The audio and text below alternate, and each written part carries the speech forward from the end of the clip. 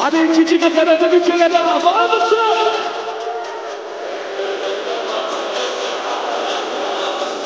Yapar mısın?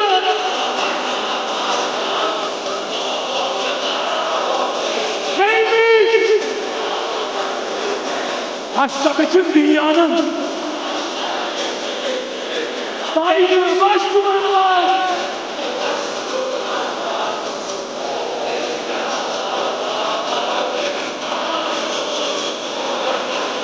Birlikte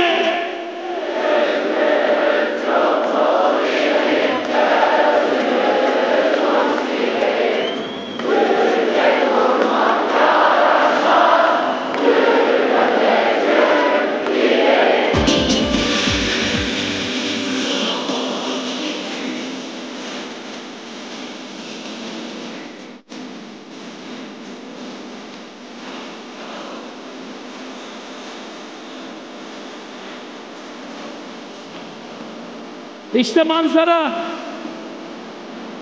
O buronun görüntüsünü dev ekranlara verelim. Bakar mısın kendine? Bakar mısın İzmir'e? Islık, çığlık, gürültü.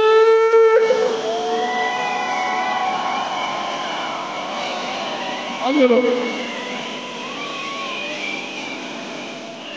Bayrakları birilerine sürpriz yapacağız.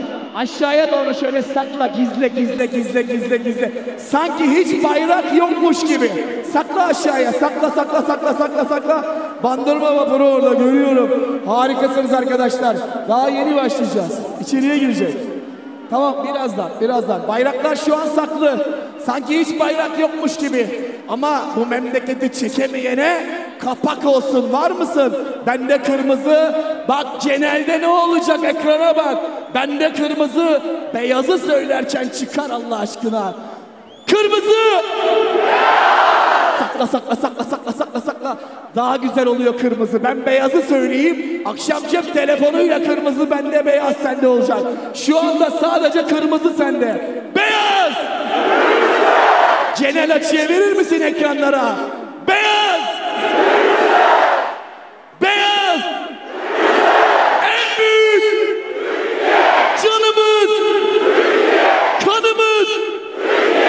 Doğduğumuz, büyüdüğümüz vatanımız!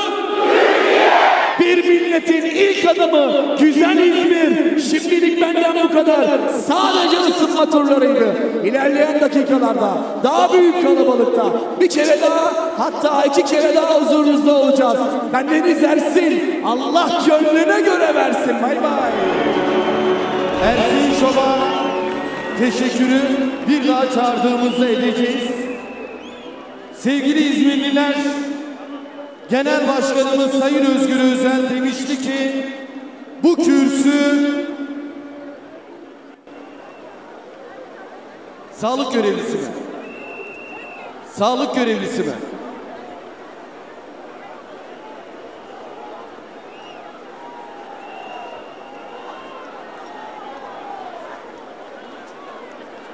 Bizim görevli arkadaşlarımız yardımcı olsun genç arkadaşlarımıza.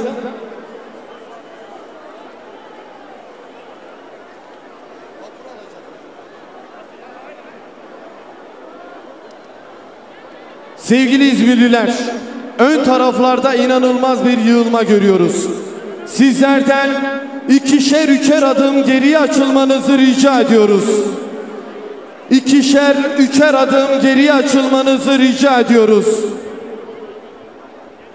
Sevgili İzmirliler, Genel Başkanımız Sayın Özgür Özel demişti ki bu kürsü milletin kürsüsü. Yapmak üzere atanamayan öğretmenimiz Gamze Hanım'ı davet ediyorum.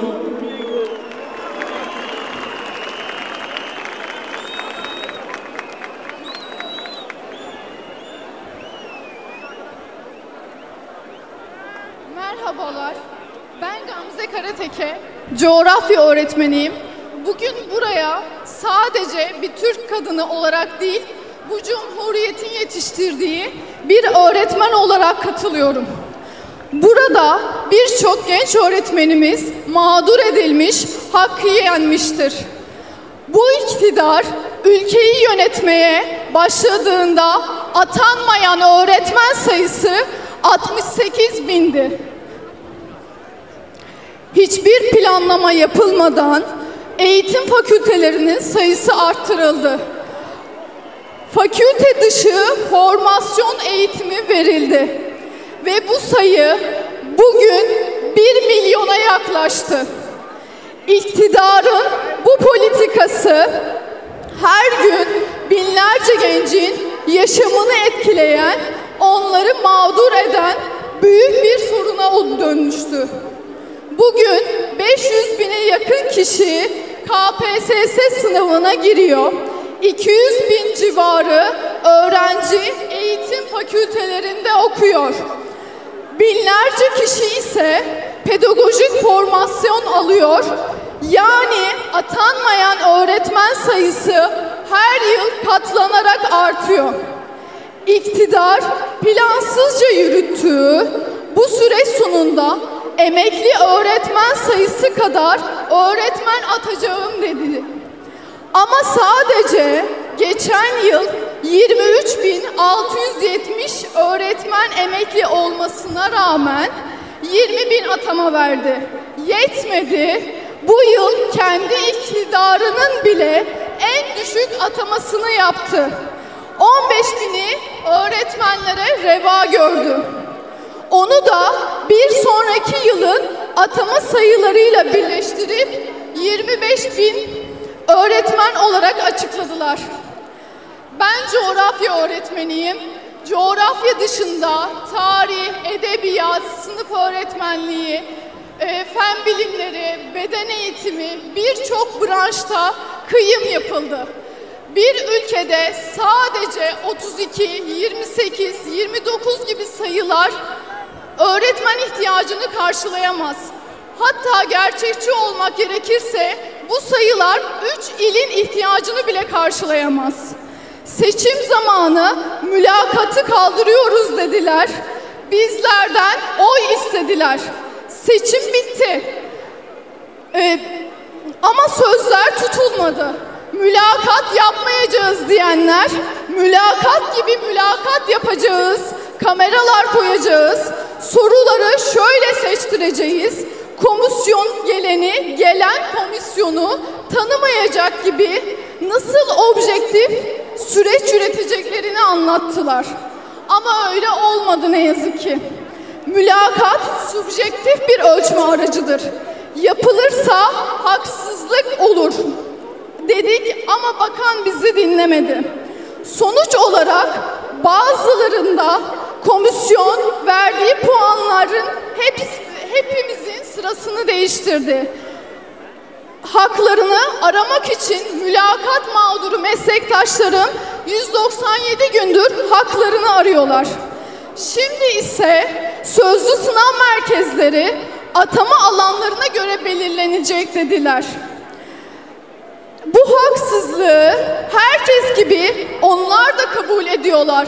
Ama bizlerin, öğretmenlerin seslerini duymuyorlar, duymak için adım atmıyorlar. Önümüzdeki yıldan itibaren eğitim fakültelerini bitiren ve öğretmen olarak mezun olan bizleri Milli Eğitim Akademileri ile aday statüsüne düşürüp tekrar eğitim verecekler. Burada da kayırmacılık olacak, kendinden olmayanı elemek için akademileri kullanacaklar. Eğitim fakülteleri akademi ile yok sayılmış olacak. Öğretmenlerin hanesine başka mağduriyetler eklenecek. Bu ülkede tüm derslere girse bile asgari ücretin altında maaş alan, öğretmen bile olmayan, herhangi bir eleme kriterinden geçmeyen ücretli öğretmenler çocuklarımıza dersler veriyor. Biz derece kazanmış, başarı elde etmiş öğretmenlerin ise hakları yeniliyor. Ücretli öğretmenlik bütün ömrü boyunca çalışsa bile emekli olamayacak olan, tatillerde ödeme alamayan, kısacası tam bir köleliktir. Bizler sayısı 100.000'i bulan, eğitimde açığını ucuza kapatmak için yaratılan bu düzeni kabul etmiyoruz. Bizler öğretmeniz ve çocuklarımıza eğitim vermek istiyoruz. Bu vatanın evlatları olarak biz bunu kendimize bir borç biliyoruz ve aslında sadece haklarımızı talep ediyoruz. Ücretli öğretmen sayısı kadardır bu ülkenin ihtiyacı. 2024 KPSS ile ücretli öğretmen sayısı kadar atama yapılmalıdır. Bu iktidar her 100 öğrenciye bir rehber öğretmen atama sözü vermişti. Şiddet toplumumuzun büyük bir sorunu haline geldi. Çocuklarımız hem bundan etkilenirken hem de bunu uygulayan kişiler oldu. Bugün çocuklarımız şiddet, bağımlılık, istismar gibi durumlarla mücadelede tek başına görev alıyor. Bu olumsuzlukların engellenmesi, sorunların tespiti ve çözümü için çok önemli bir yere sahip olan rehber öğretmenlerimize atama kontenjanında yer verilen sayı sadece 377. 377 sayısı 32, 28, 41, 29 gibi sayılar gibi komik rakamlardır. Bu ülkede 81 tane il vardır.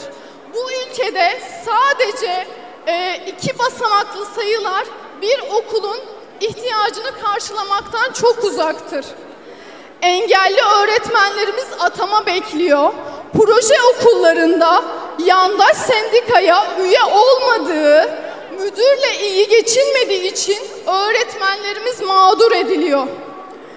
Bakanın bir gecede taban maaş hakkını elinden aldığı özel sektörde çalışan öğretmenlerimiz asgari ücret, hatta asgari ücretin altında maaş alıyor. Gece gündüz çalışıyor, tatil demeden çalıştırılıyor. Bizi atanmayan, mağdur edilen bu sektör bir de özel sektörde tekrar mağduriyete mecbur bırakıyor. Kamuda çalışan öğretmenlerimiz yoksulluk sınırının altında, temizlenmeyen, kapısında bir güvenlik görevlisi bile olmayan okullarda çalıştırılıyor. Öğretmene şiddet, hatta ölümle bile karşı karşıya geliyorlar. Emekli olan öğretmenlerin maaşı yarı yarıya düşüyor. Öğretmenlerimiz her alanda geçim sıkıntısı yaşıyor. Biz bu ülkenin geleceğiyiz. Gazi Mustafa Kemal Atatürk'ün emanet ettiği gençliği yetiştiren öğretmenleriz. Atatürk'ün şu sözünü hepimiz biliyoruzdur. Öğretmenler yeni nesil sizlerin eseri olacaktır. Bu sözün devamında şöyle der atam: eserinizin kıymeti yaptığınız fedakarlıklar ölçüsünde olacaktır der. Bu ülkenin öğretmenleri kamuda, özel sektörde, her nerede çalışırsa çalışsın yaptıkları fedakarlıklar göz ardı ediliyor. Ve ne yazık ki hepimiz bunun farkındayız.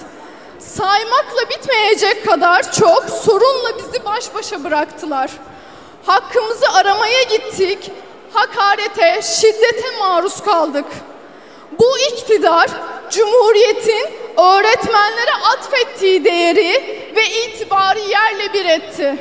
Oysa bizim emeğimizden daha değerli bir şey yok aslında bizim için.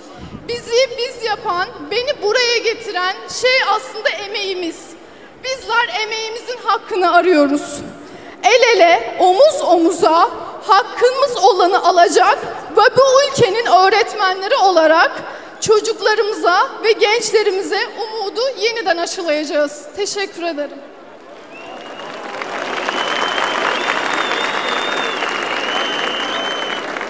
Gamze Hanım'a çok teşekkür ediyoruz. Atanamayan öğretmenimiz Gamze Hanım'ı kocaman alkışlar mısınız lütfen? Şimdi buraya işsiz genç arkadaşımız Ege'yi davet ediyorum.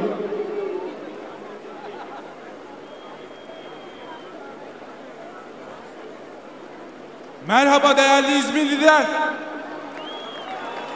Değerli İzmirliler, her gencin çocukluk hayalleri vardır. Benim çocukluk hayalim de günü geldiğinde hakim ya da savcı olabilmekti. Çocukluk hayallerimin peşinden giderek gecemi gündüzüme katıp 2023-2024 yıllarında hakimlik, savcılık yazılı sınavlarına hazırlandım. İşte tam bu cümlenin sonunda size kim olduğumu söylemek istiyorum. Ben kim miyim değerli İzmirliler? Ben Ege Yılmaz. Ben değerli İzmirliler.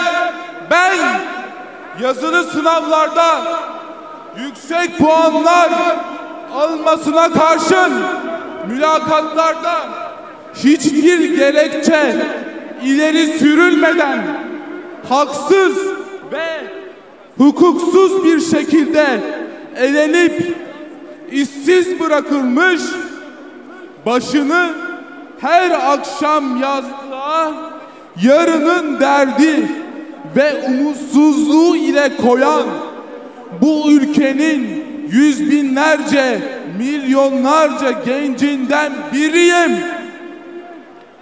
Artık mücadelemiz yaşamak değil, insanca yaşamaktan ise ümidimizi keseli çok oldu.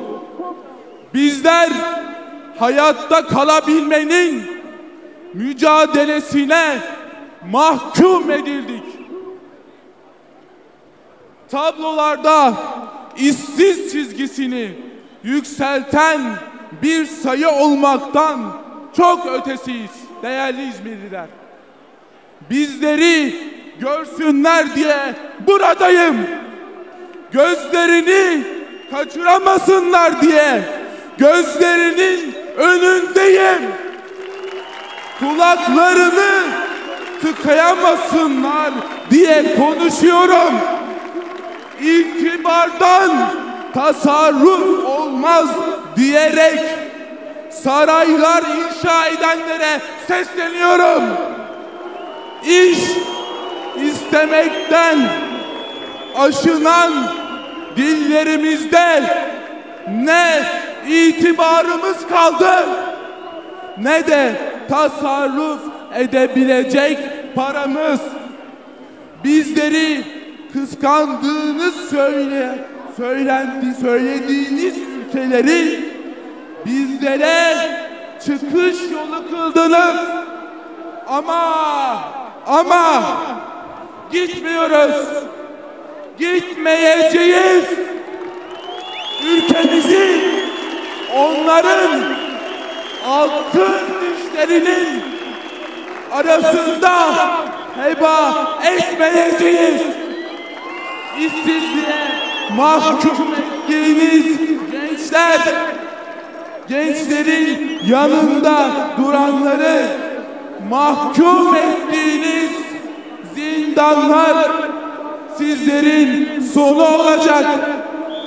İş dedik, aş dedik, duymadınız. Hak dedik, hukuk dedik, adalet dedik, dinlemediniz. Artık dinleyeceksiniz. Gençler işsiz, gençler aç, gençler mutsuz. Hepinizi en içten saygılarımla selamlıyorum değerli İzmirliler.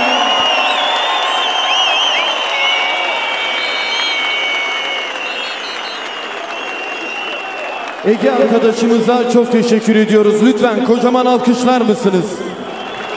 Tüm gençlerin sesi oldu. İşsiz genç arkadaşımız.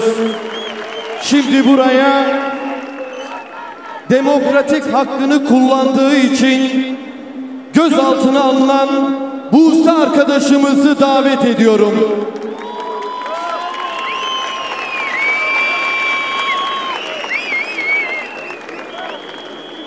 Ben hakkımız olanı, hukukun varlığını ve adaletin yalnızca duvar yazılarında kelime olarak kalmasını kabul etmediği için yürüyen, yürüdüğü için günlerce gözaltı sürecine maruz bırakılan onlarca gençlerden biriyim. Bugün burada bizlere söz hakkı verdiğiniz için, yaşadıklarımızın kapıların arkasına saklanmasına izin vermediğiniz için, gençlere takılmaya çalışılan prangaları kırdığınız için öncelikle genel başkanıma, tüm örgütüme ve yanımızda değil, tek başımıza değil, milyonlarca olduğumuzu hissettiren sizlere, benimle bu süreci yaşamış tüm genç arkadaşlarım adına çok teşekkür ediyorum.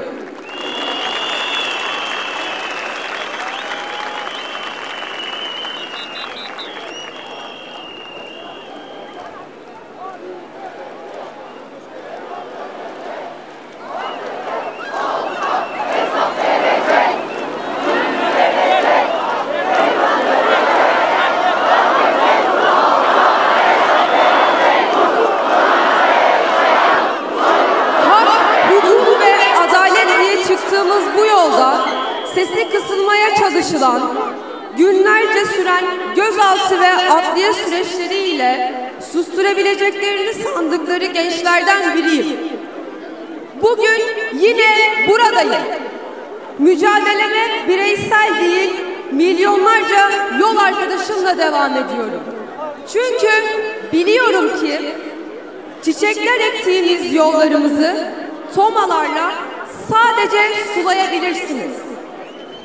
İnancımızı gözaltılarla sadece çoğaltabilirsiniz. Yollarımızı kestikçe yeni yollar inşa etmemize sebebiyet verirsiniz. Sesimizi kıstıkça bağırışlarımızın tüm yurdu sarmasını dinlersiniz. Bizleri yanlış sandıkça milyonların meydanları dolduruşunu göreceksiniz. Gençlere taktığınız kelepçelerin ellerinizi bağlayacağını sandınız. Ancak görüyorum ki bugün milyonlarla el eleyiz. Çünkü bildiğinizi bizlere tekrarlattınız. Ekrem Başkanımızın da dediği gibi, kurtuluş yok tek başına, ya hep beraber ya hiçbirimiz.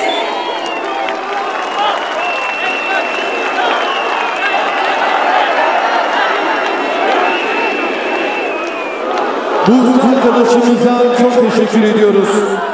Öncelikle uçurtma uçuran kıymetli dostumuzdan rica ediyoruz. Basın emekçilerimiz dronlarla görüntü almakta zorlanıyor. Uçurtmayı indirmenizi rica ediyoruz. Sevgili İzmirliler, Mustafa Kemal'in askerleri, saatlerimiz tam 19.19'u gösterdiğinde Sayın Genel Başkanımız Özgür Özel bu sahnenin üstünden sadece sizleri selamlayacak. Ama bizler geri sayımımızı 19'dan itibaren başlatacağız ve gür sesimizle Genel Başkanımız Sayın Özgür Özel'i hep birlikte sahneye davet edeceğiz. Şimdi ben sizleri Ersin Şov'la baş başa bırakıyorum.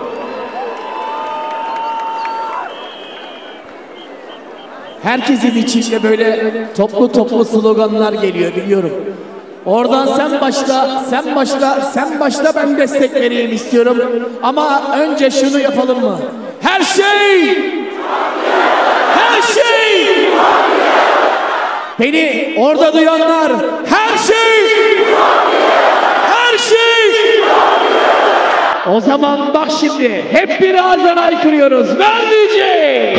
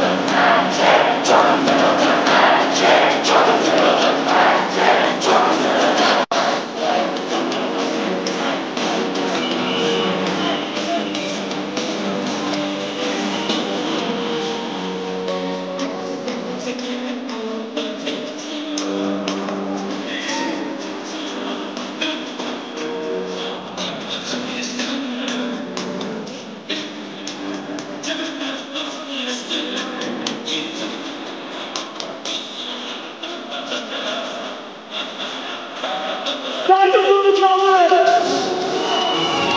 Sağ yumruğunu yukarıya. Yolla. Yolla. Yolla. Yolla. Yolla.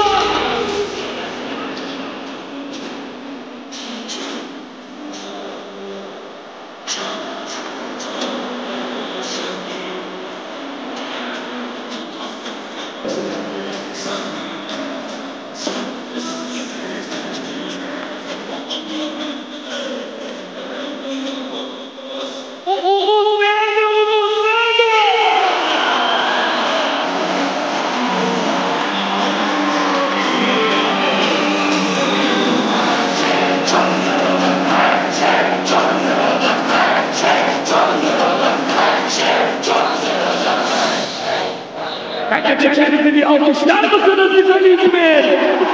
Keyifler yerinde mi? Bir an önce miting başlasın, konser başlasın, evlere dağılalım mı?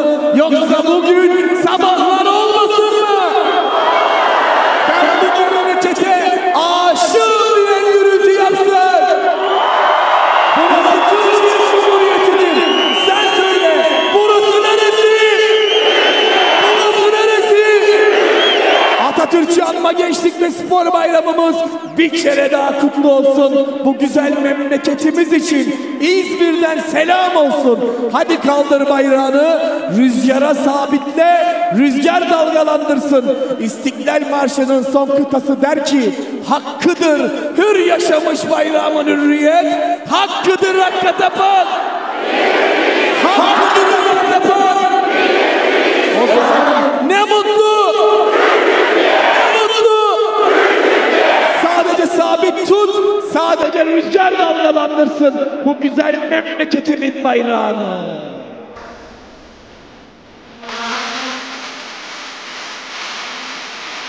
Bir başkadır benim memleketim.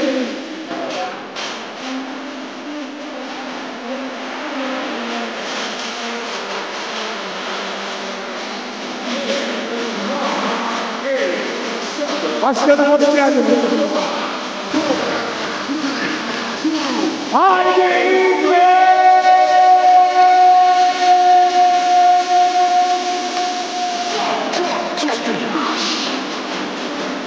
Aman duvar uyuma! Başından doğrulara!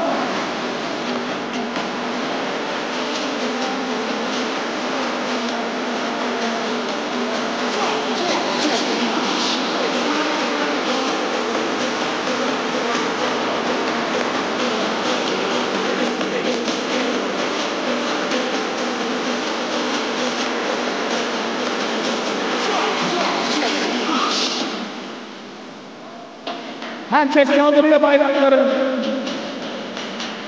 Denizci'den selam olsun Sıçıner'e. Bayraklı vurdu mu? Formalı vurdu mu? Kılıçlı vurdu mu? Balço'da Narlıdere vurdu mu? Geldiğiniz Karabağlar vurdu mu? Menderes Cuma'lısı vurdu mu? Foça, Gümrük, Seferisler, kaldır elini! Maç sahnede İzmirli kardeşim var, İzmirli! Bayrağını sabit tut!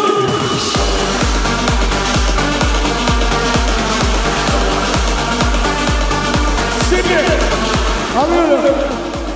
Güzel İzmir'den şöyle bir ıslık sesi gelebilir mi?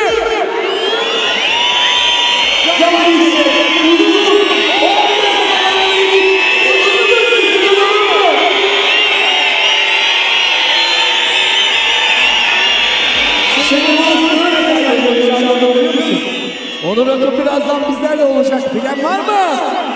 Şarkıları birlikte aykıracak mıyız? Ama kendisinin ismini duyar duymaz dedim ki şu parçanı ben kullanayım Onur abi dedim.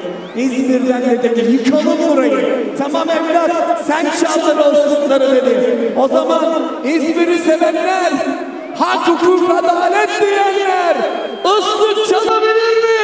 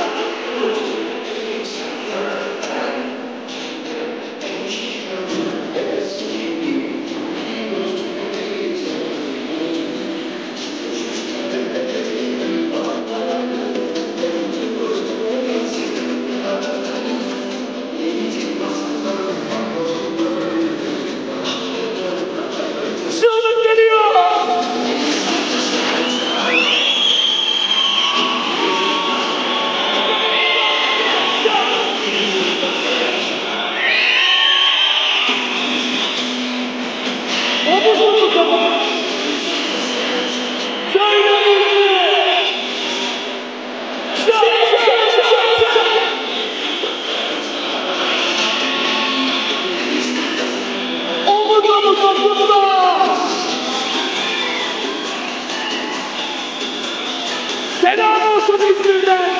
Bizi izleyen herkese. Senin yüreğine sağlık. Abilerin güzeli, hoş geldin.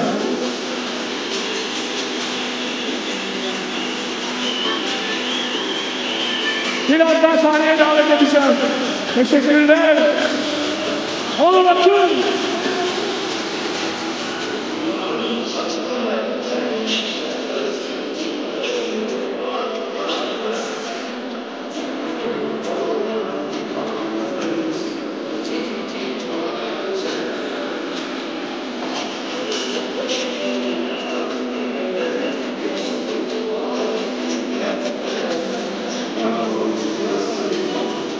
Haydi! Hazır mısın?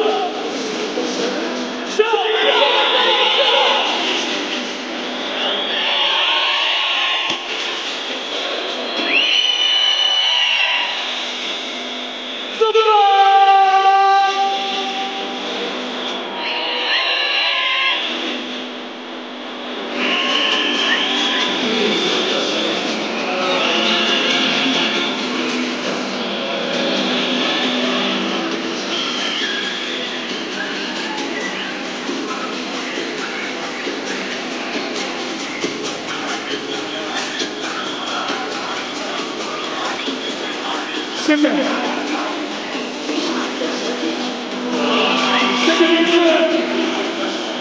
İşte kıyamet.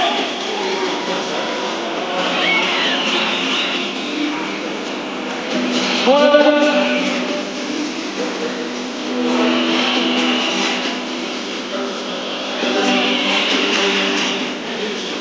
Üflüyorum. Kendinizi bir kere daha alkışlayın lütfen. Çok kalabalık izdiham var. Minik kardeşlerimiz kayboluyor. Elimde 50 tane isim listesi var. Her birini sayamıyorum. Size göre sağ taraftan hemen şu ambulansların arkasından protokol girişinden çocuklarımızı sizlere teslim edecekler. Bilginiz olsun. Hadi şimdi bütün güzel İzmir'le, bütün Türkiye'ye viral olacak, trend topik olacak videoyu çekmenin vaktidir. Hazırsan İzmir'in dağlarında çiçekler açar bilir misin? O çiçekleri elimizde tek tek toplamadık ama herkese değil de şurasında Gazi Mustafa Kemal Atatürk yatan dostlara getirdik. Kabul eder misin? Hadi gel o paketi beraber açalım. Ben başlıyorum, beraber söylüyoruz. Önce remix yapacağım, sonra hava karardığında orijinali gelecek. Hazırsan bir kere daha. Kırmızı! Kırmızı! En büyük! En büyük! Kaldır elini bayrağını ver diyecek. Söylemeyen bizden değildir. Hazır mısın? Dişlerinizi sıka. İzmir'in dağlarında çiçekler açar. İzmir'in dağlarında çiçekler açar. Altın güneş ortasına basacak. Altın güneş ortasına basacak. Bozulmuş düşmanlar yerini geçer. Bozulmuş düşmanlar yerini geçer.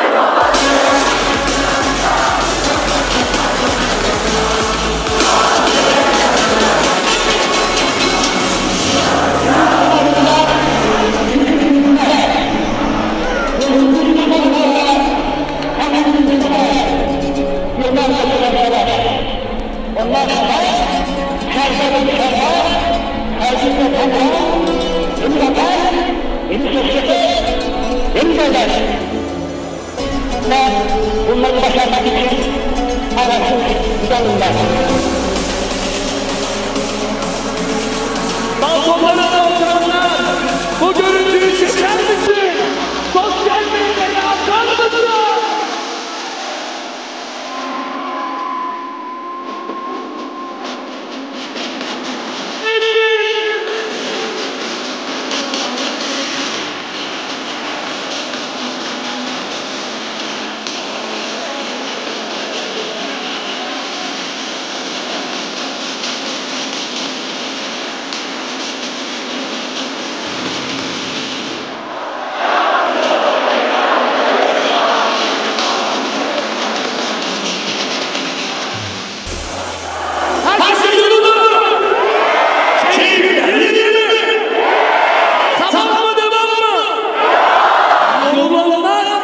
Kaldırsın ama daha yorulmadık. Devam diyen gürültü yapsın. Arka tarafı yok bugün Doğu'nun. Burası komple önüyle arkasıyla İzmir'dir, İzmir. O zaman hazırsan ben başlıyorum. Umarım takip edersin. Ey büyük Atatürk! Bu kadar sessize yetmez dostlar. Kaldır elini, bayrağını, yumruğunu kaldır. Herkesin istiyorum elini, bayrağını yukarıya kaldırmasını. Eğer hazırsanız herkesle hep bir ağızdan. Ey büyük Atatürk! Açtığın yolda, gösterdiğin hedefe durmadan yürüyeceğime varlığım, Türk varlığına armağan olsun. Ne mutlu Türk'üm diyene. Türk diyene sen söyle. Ne mutlu, ne mutlu. O zaman yine soruyorum güzel İzmir'e. Burası neresi? İzmir. Hep birlikte 2 milyon kişiyle yürüyor muyuz arkadaşlar? Yürüyor muyuz?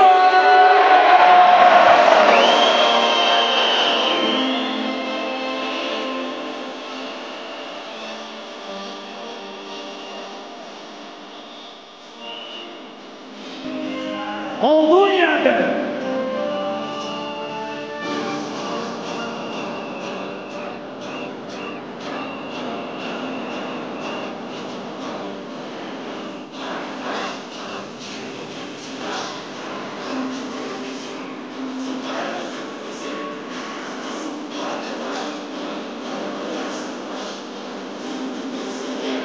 Gelmeyecek hiçbir zaman.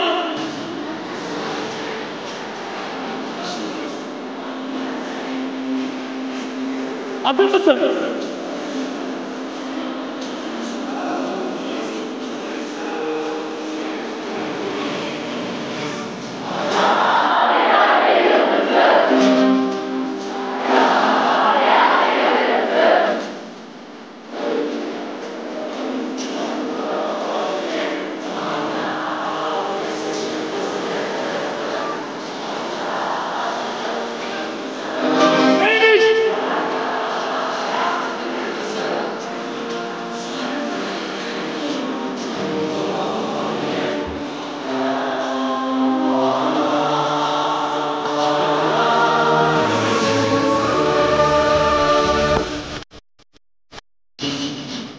Kendinizi alkışlar mısınız?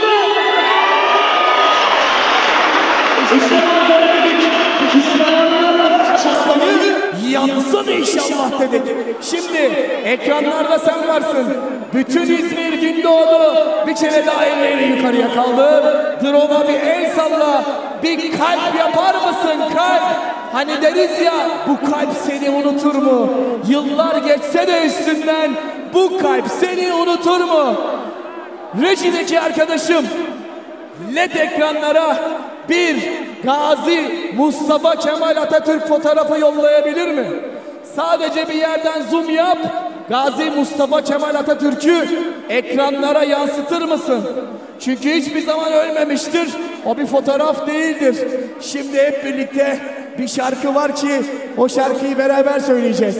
reji herhangi bir Atatürk'ün fotoğrafını LED ekrana yansıtabiliyorsak o fotoğrafa bakarak yapacağız ki evet görüyor musun? Bir alkış alabilir miyiz? Bugün de onu anma günüdür. Başka günlerle karıştırma. Atatürk'ü anma gününde. Ekranda kim var biliyorsun? Gazi Mustafa Kemal. Gazi Mustafa Kemal. O zaman çıkar cep telefonunu. Bu anı ölümsüzleştiriyoruz. Bugün bu video trend topik oluyor. Ve ona bakarak o bir fotoğraf değil dedik. Sadece ekranda Gazi Mustafa Kemal Atatürk kalsın. Fotoğrafı kalsın ve bak şimdi ona bakarak avazımız çıktığı kadar bu şarkıyı söylüyoruz. Kıskanana inat ver diyeceğim. Öyle bir aşk görülmemiş dünyada. Ne geçmişte ne de bundan sonra. Arrasalar!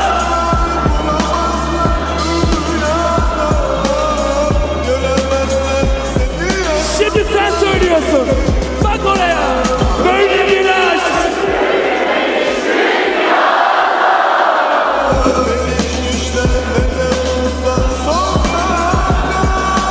Arrasalar!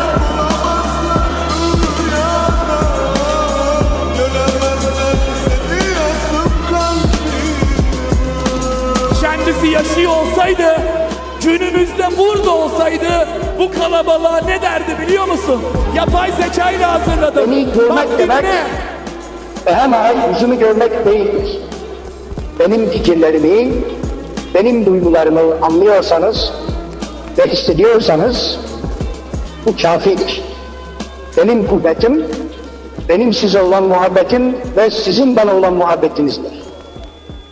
Bu millet, bu memleket yeni rejim üzerinde dünyanın en makul bir mevcudiyeti olacaktır.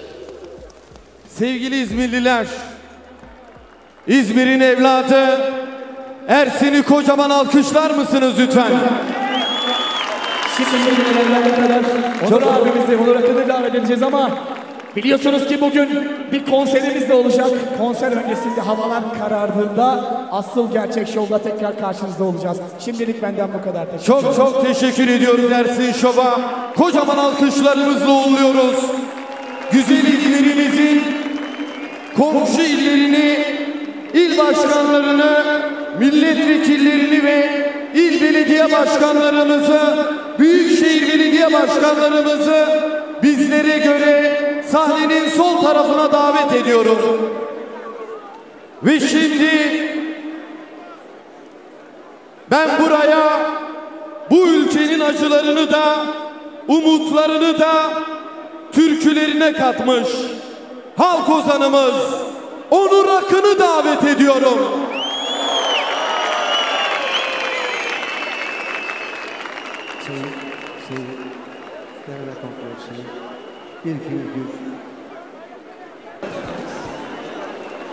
Evet, kalbi sevgiden, dostluktan, barıştan, özgürlükten, yaşamdan, insandan, hayattan yanatan.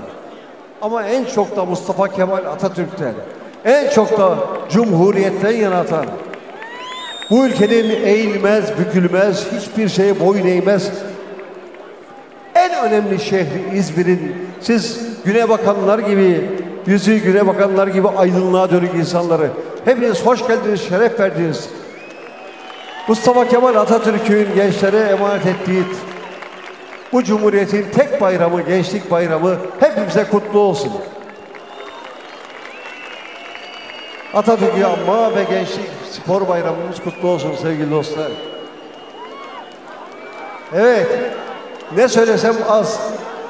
İzmir, ben özellikle burada olmak istedim bu bayramda çünkü İzmir'de olmak bir ayrıcalık. Ben yıllar önce demiştim ki İzmir uçağına binmek bile çok güzel bir şey. İzmir'e gelmek, İzmir uçağında olmak, yani burada yaşamak çok büyük bir ayrıcalık. Ya bütün bir ulusun, emperyalist devletlerin bugün bir insanın geldikleri gibi giderler dedikleri gündür işte. Bugün bir aydınlığın, bir gerçekten bir kıvılcımın çaktığı gündür. Bir ulusun kurtuluşunun başladığı gündür. Bir aydınlığın başladığı gündür. Mustafa Kemal'in Samsun'a çıkışının yıl dönümüdür. Ve bu ülkenin, bu aydın insanların, bu halkın kurtuluş günüdür. Hepimize kutlu olsun sevgili dostlar.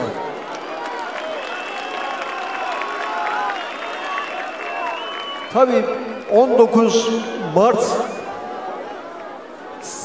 sivil darbesiyle, yargı eliyle sivil darbesiyle içeri atılmış bizim sevgili Cumhurbaşkanı adayımız, İstanbul Büyükşehir Belediye Başkanı adayımız, başkanımız sevgili Ekrem İmamoğlu'nun ve bütün seçilmiş belediye başkanlarının özgürlüğe kavuşması için çakmağı buradan çakıyoruz. Çakıyor muyuz? Evet. Hepsi özgür olacak. Ve inşallah her şey çok güzel olacak bu ülkede sevgili dostlar. Her şey çok güzel olacak. Evet, her şey çok güzel olacak. Ben bir şarkı daha söyleyeceğim sizlere. Onu da sevgili Cumhurbaşkanı adayımız, İstanbul Büyükşehir Belediye Başkanımız Ekrem İmamoğlu için söyleyeceğim. Göreceğimiz güzel güzel aydınlık günler için bir umut şarkısı olsun. Bekle bizi İstanbul. Onur Hocam 2 saniye müsaade isteyeceğim çünkü bizlerin tam karşısındaki basın emekçilerin platformunun olduğu yerde ambulans ve sağlık görevlisi isteniliyor bildiğim kadarıyla. Tek kişi el kaldırsın arkadaşlar. Herkes el kaldırmasın.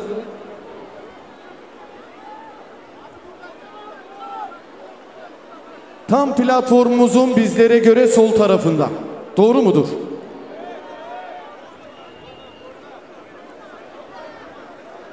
Güvenlik görevlisi mi istiyorsunuz?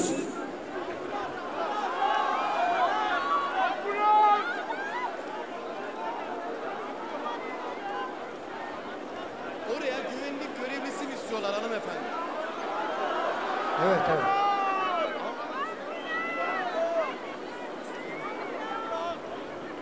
Hemen platformun sol tarafına sağlık görevlilerini davet ediyoruz. Sahne sizde Onur Hocam. Evet, bütün seçilmiş belediye başkanlarımızın hepsinin özgür kalacağı günler adına ve şu an haksız yere içeride tutulan bütün siyaset tutsaklarımız için, gençlerimiz için, Can Atalay için, Tayfun Kahraman için, evet, Murat Çalık için, Resul Emrah Şahriye'mizi, evet, şehri İstanbul, İstanbul bir simge bir şehir. İnşallah her şey çok güzel olacak. Daha mutlu, daha müreffeh, daha aydınlık günlerde buluşmak dileğiyle. Hoşça kalın, sevgiyle kalın sevgili dostlarım. İyi akşamlar diliyorum. Çok teşekkür ediyoruz Onur Akın'a. Kocaman alkışlar mısınız lütfen? Sevgili İzmirliler, bugün Gündoğdu Meydanı'nda komşu illerimizin kıymetli il başkanları, Uşak İl Başkanımız, Uşak milletvekillerimiz, Uşak Belediye Başkanımız aramızda. Hoş geldiniz diyorum. Kütahya İl Başkanımız, Kütahya Milletvekilimiz, Kütahya Belediye Başkanımız aramızda. Hoş geldiniz diyorum. Afyonkarahisar İl Başkanımız ve Afyonkarahisar Belediye Başkanımız aramızda. Hoş geldiniz diyorum. Denizli İl Başkanımız, milletvekillerimiz, Denizli Büyükşehir Belediye Başkanımız aramızda. Hoş geldiniz diyorum. Muğla İl Başkanımız, milletvekillerimiz ve Muğla Büyükşehir Belediye Başkanımız aramızda. Hoş geldiniz diyorum. Aydın İl Başkanımız, milletvekillerimiz ve Aydın Büyükşehir Belediye Başkanımız aramızda. Hoş geldiniz diyorum. Balıkesir İl Başkanımız, milletvekillerimiz ve Balıkesir Büyükşehir Belediye Başkanımız aramızda. Hoş geldiniz diyorum. Manisa İl Başkanımız, milletvekillerimiz ve Manisa Büyükşehir Belediye Başkanımız aramızda. Hoş geldiniz diyorum. İl başkanlarımız, milletvekillerimiz, belediye başkanlarımız sahnenin arkasını da selamladıktan sonra müsaade isteyeceğiz.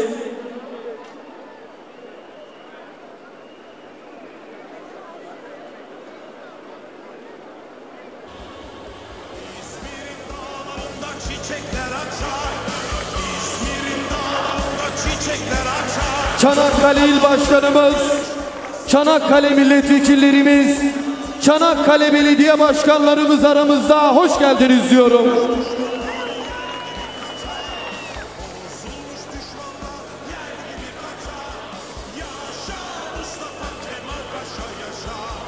İl başkanlarımıza, milletvekillerimize, büyükşehir ve il belediye başkanlarımıza çok teşekkür ediyoruz.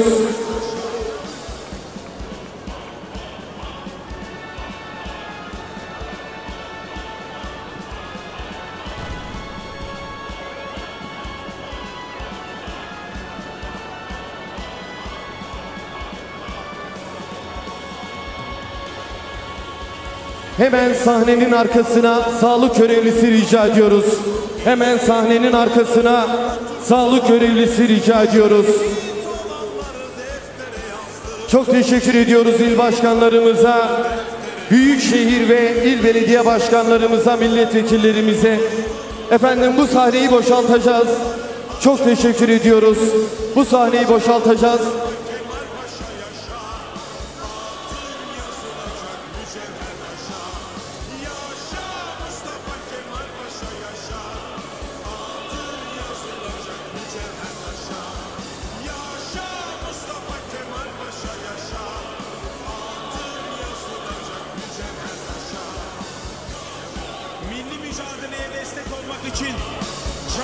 Sevgili İzmirliler, bugün Gündoğdu Meydanı'na Türkiye'nin dört bir yanından gelen il başkanlarımızı, milletvekillerimizi, ilçe belediye başkanlarımızı buraya davet ediyorum.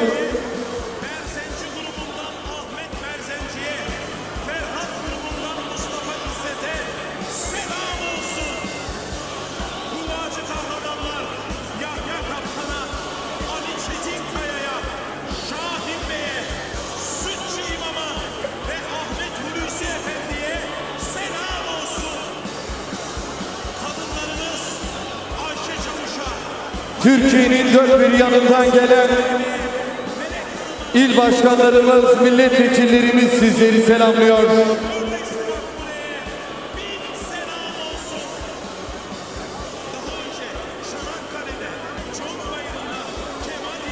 Çok teşekkür ediyoruz ve bu sahneyi boşaltacağız. Müsaade istiyoruz efendim.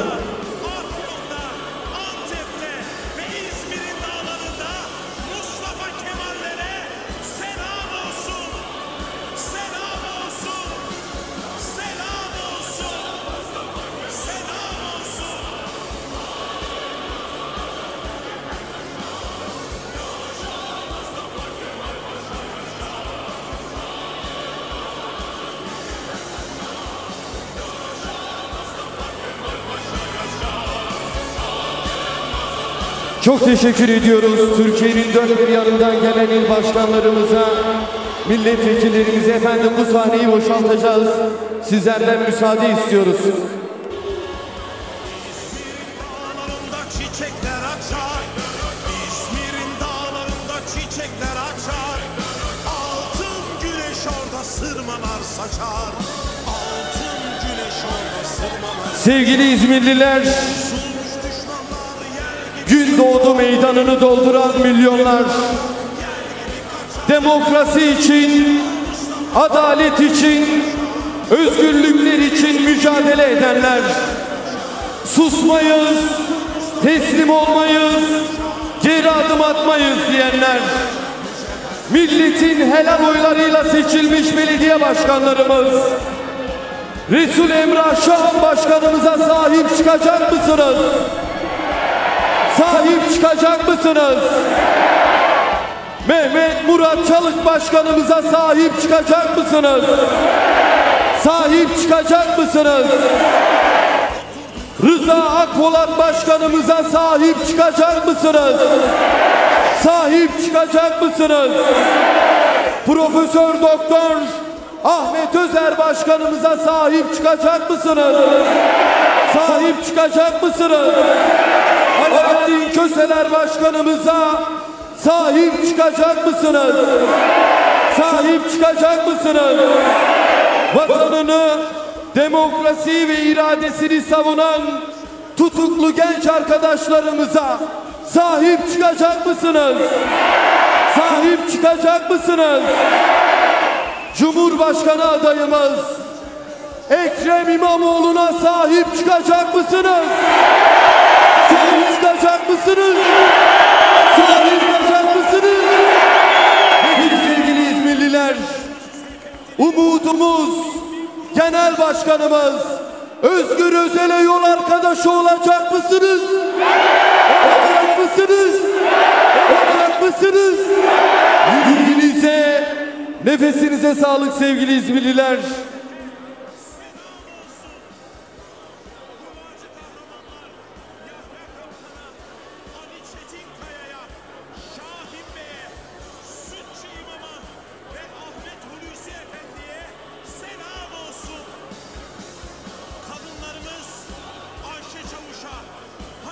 Efendim bu sahnenin üstünde bulunan kıymetli parti meclis üyelerimizden, milletvekillerimizden, genel başkan yardımcılarımızdan, grup başkan vekillerimizden, il ve ilçe başkanlarımızdan rica ediyoruz efendim. Bu sahneyi boşaltıyoruz. Rica ediyoruz sizlerden.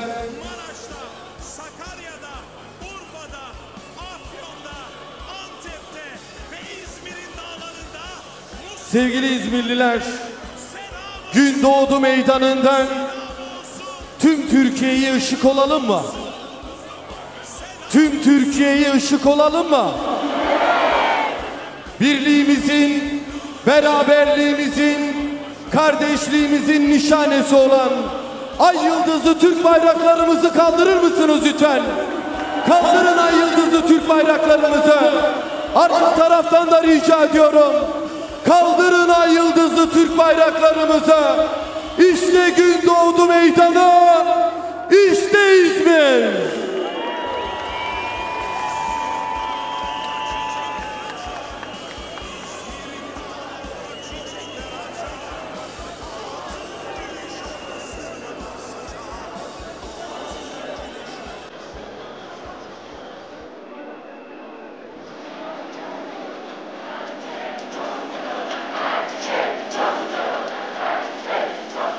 Sevgili İzmirliler, her şey, her şey, her şey.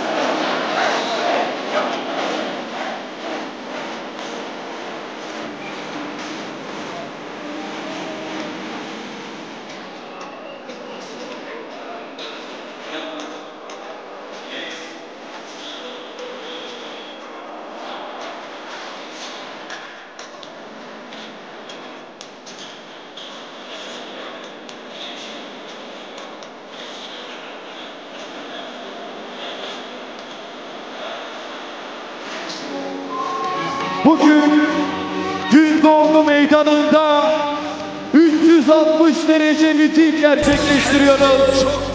Sahnenin arkası dolu, sahnenin önü dolu, sahnenin solu dolu, sahnenin sağı dolu.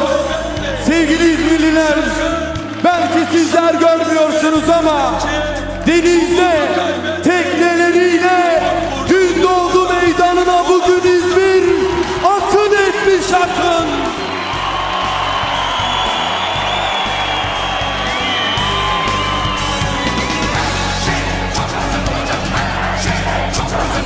Sevgili İzmirliler, şimdi sizleri selamlamak üzere Cumhuriyet Halk Partisi'nin grup başkan vekillerini davet ediyorum.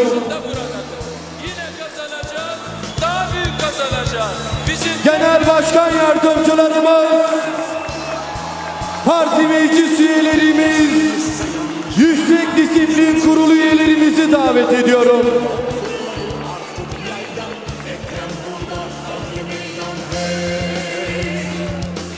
Ekrem burada, hodri meydan hey.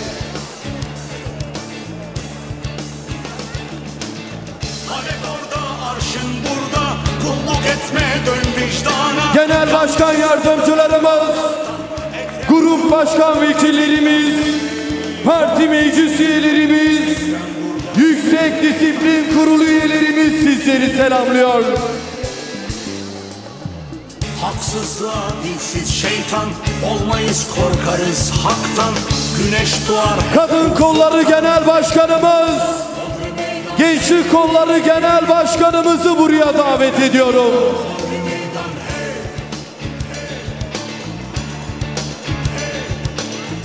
Ayarı bozdun kantar, gün gelir seni de tartar.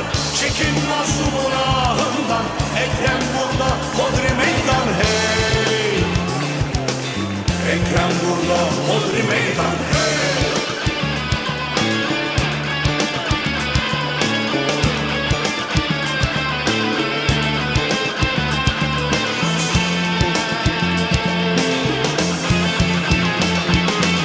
Dinle bunlar atasözü, hayatta her şey bir döngü. Dünya durmaz döner devran, millet burada, hodri meydan hey.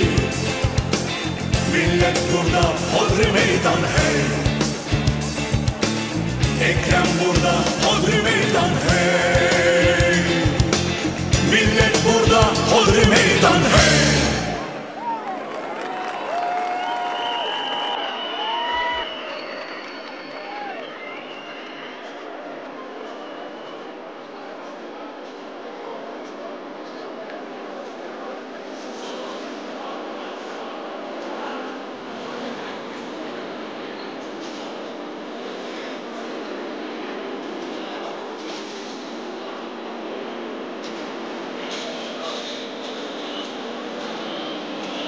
Sevgili İzmirliler, şimdi sizleri selamlamak üzere İzmir milletvekillerimizi buraya davet ediyorum.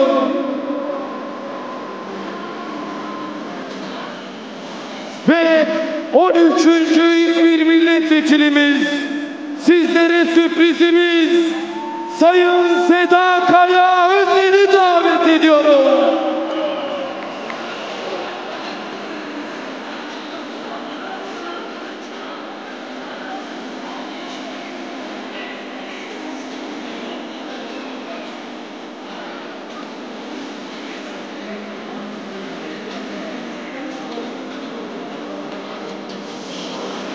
İzmir milletvekillerimiz sizleri selamlıyor.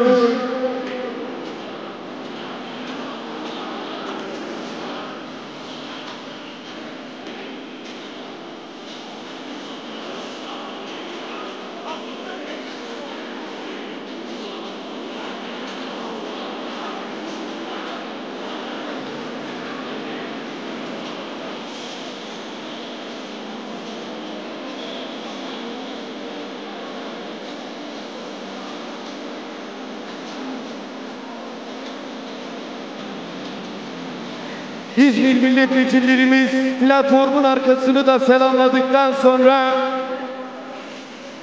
hemen kürsünün ön tarafına davet ediyoruz efendim.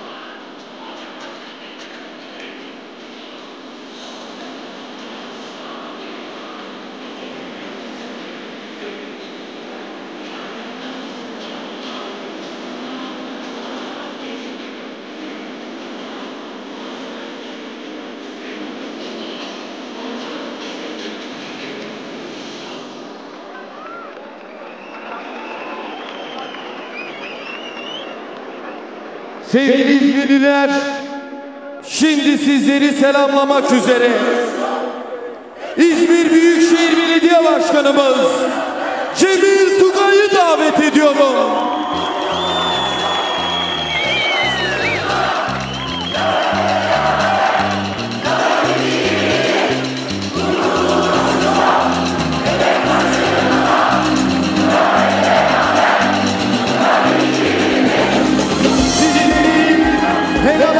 Göreve getirdiğiniz İzmir Büyükşehir Belediye Başkanımız Cemil Tugay sizleri selamlıyor.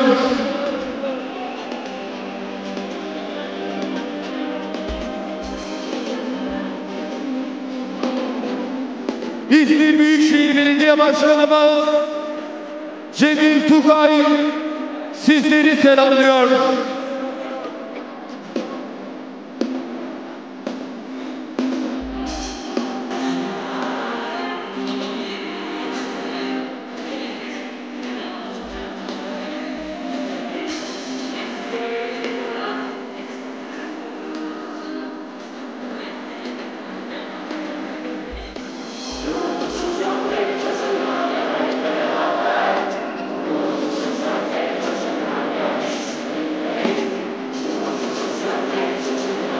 Şimdi ben buraya bizleri bu güzel kalabalıkla buluşturan Cumhuriyet Halk Partisi'nin İzmir İl Başkanı Şenol Aslanoğlu'nu ve kıymetli eşi Duygu Aslanoğlu'nu davet ediyorum.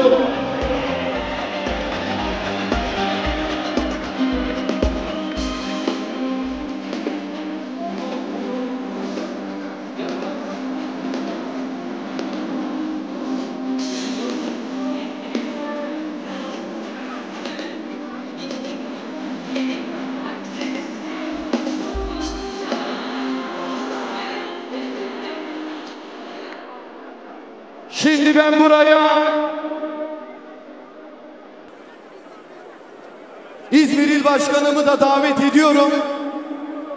Birazdan geri sayımımızı başlatacağız. Ve sevgili İzmirliler, sizlerin bir misafiri daha var. Cumhurbaşkanı adayımız Sayın Ekrem İmamoğlu'nun kıymetli eşi Dilek Kaya İmamoğlu aramızda. Hoş geldiniz diyorum.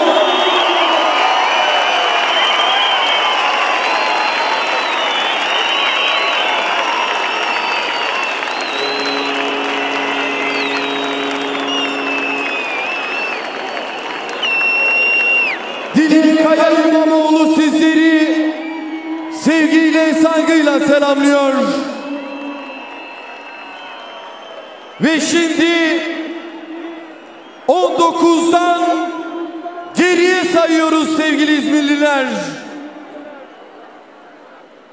19, 17, 15, 13, 11, 9, 7, 5,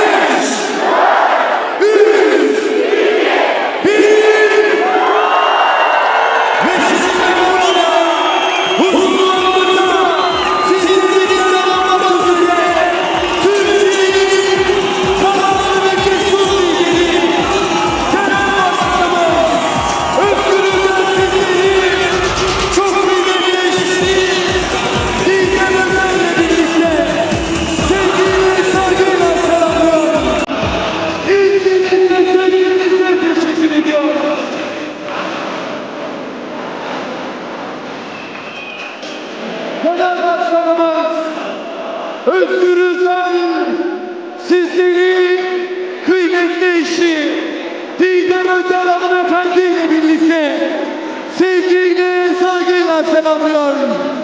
Gösterdiğiniz ilgiye, sevgiye teşekkür ediyorum.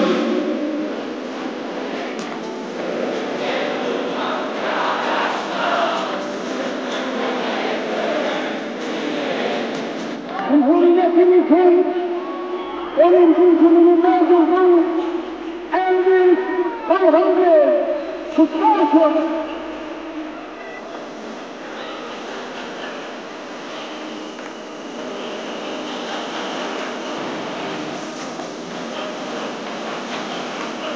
Genel Başkanımız Sayın Özgür Özel, 13. İzmir Milletvekilimiz Sayın Seda Kaya Özen Hanımefendi'ye rozetini taktı. Baba ocağımıza hoş geldiniz Sayın Vekilim.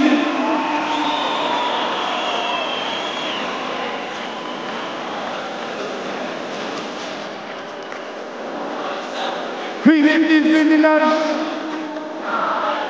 sizleri Türkiye Cumhuriyetimizin kurucusu, yol göstericimiz Gazi Mustafa Kemal Atatürk silah arkadaşlarıyla tüm aziz şehitlerimizin manevi huzurunda saygı duruşuna, ardından İstiklal Marşımızı okumaya davet ediyorum.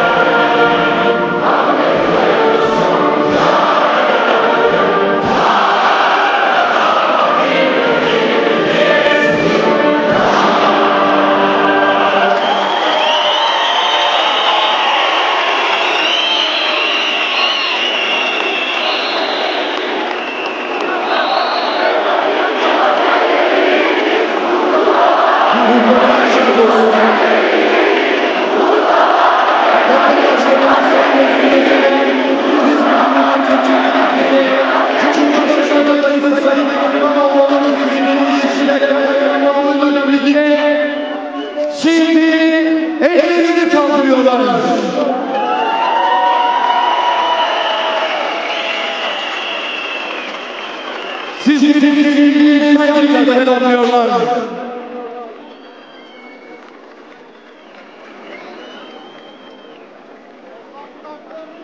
Ve sevgili İzmirliler, sizleri çok daha fazla bekletmeden konuşmalarını yapmak üzere sosyal belediyeciliğin mimarı İzmir Büyükşehir Belediye Başkanımız Cemil Tugay'ı buraya davet ediyorum.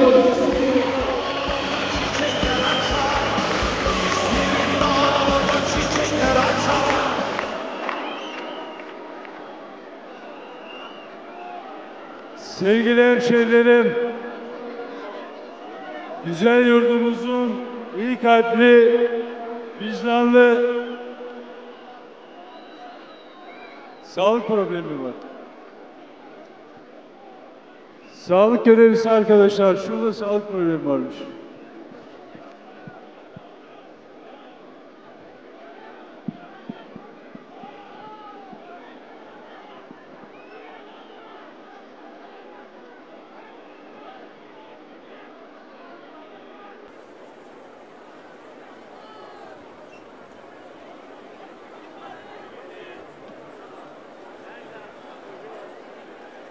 Güzel yurdumun iyi kalpli, vicdanlı, aydın insanları. Hoş geldiniz 19 Mayıs buluşmamıza. Hepinizi yürekten sevgi ve saygıyla selamlıyorum. Sağ olun, var olun. Hoş geldiniz. Evet, bugün 19 Mayıs. 106 yıldır bizim için çok özel ve değerli bir gün. Atamızın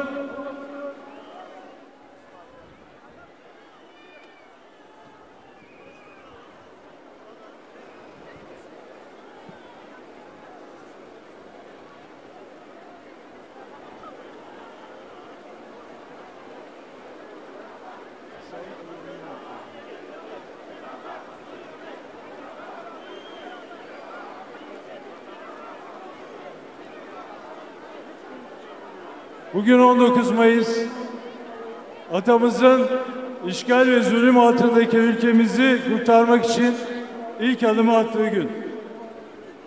Onurlu halkımızın esarete hayır dediği, ya istiklal ya ölüm diyerek ayağa kalktığı gün. Ve burası İzmir, kurtuluşun ve zaferin şehri. Milli mücadelenin en ağır işgalini yaşamış, İşgalin ilk 2 gününde 5000 insanın katledildiği, ancak kurtuluşa kadar mücadelesinden, direnişinden vazgeçmemiş insanların şehrindeyiz. İzmir, direnişin şehridir değerli yurttaşlarım. İzmir, esareti yaşadığı için özgürlüğün değerini bilir. İzmir, özgürlüğün şehridir. İzmir haksızlıklara boyun eğmez ve baskıya teslim olmaz. Ne mutlu İzmir'in değerini bilenlere ve değerlerine sahip çıkanlara. Bugün 19 Mayıs. Bugün, dünün, bugünün ve yarının gençlerinin bayramı. Bayramımız kutlu olsun. Türkiye Cumhuriyeti ilelebet var olsun. Atatürk'ümüz nutukta ulusumuzun vicdanında geleceğe dair büyük bir gelişme yeteneği olduğunu anladığını ve bu gerçeği ulusal bir sır gibi içinde sakladığını söylemiştir. Yani Atatürk ulusumuza inanmıştır.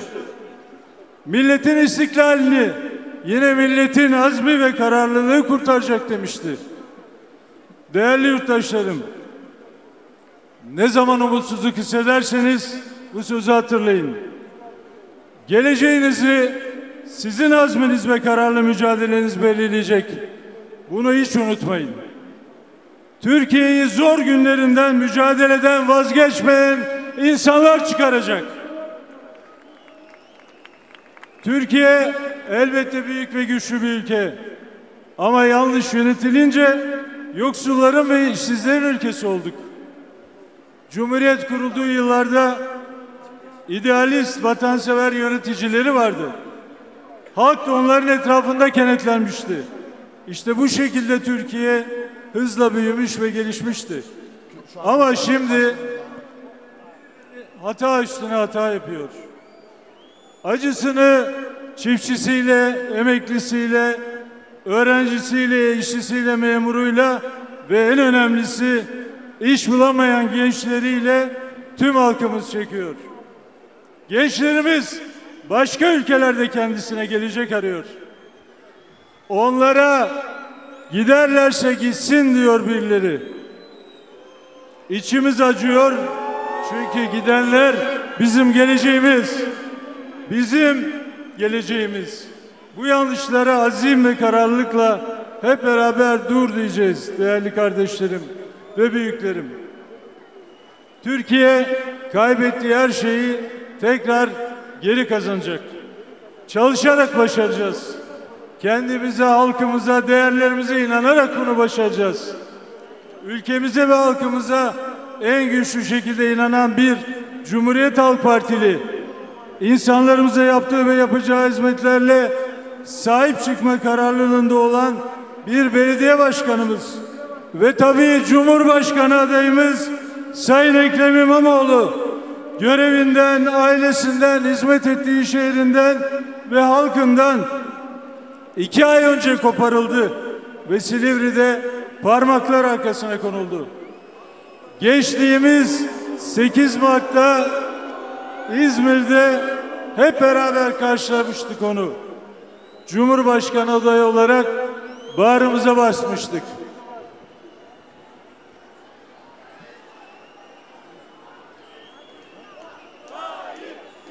Ambulans şurada geliyor arkadaşlar. Sağlık görevlileri biraz hızlı davranabilir mi?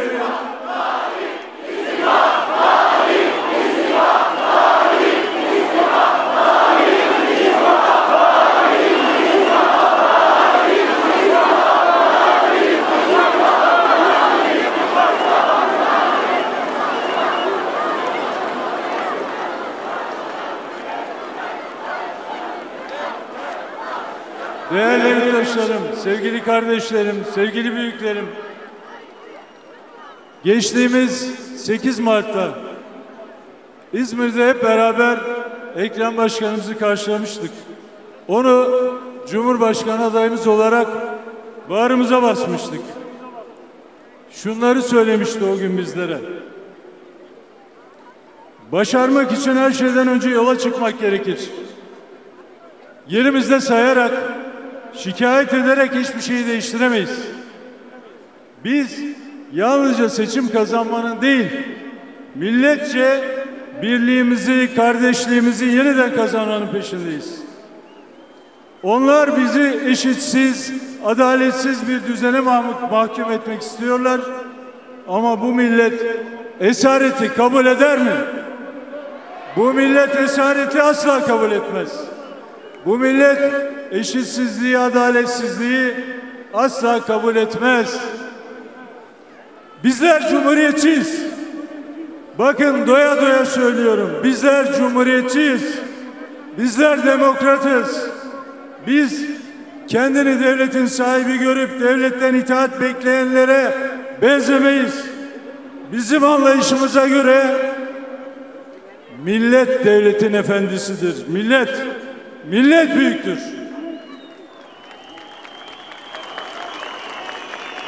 Ve o konuşmasında Ekrem Başkan gençlere şöyle seslenmişti. Gençler, en kararlı şekilde yürümeye hazır mıyız? Evet, o gençlik marşını bu cennet vatanın her köşesinde söylemeye hazır mıyız? Milyonlarca güneşi var bu ülkenin, milyonlarca. Her birimiz güneş olmaya hazır mıyız?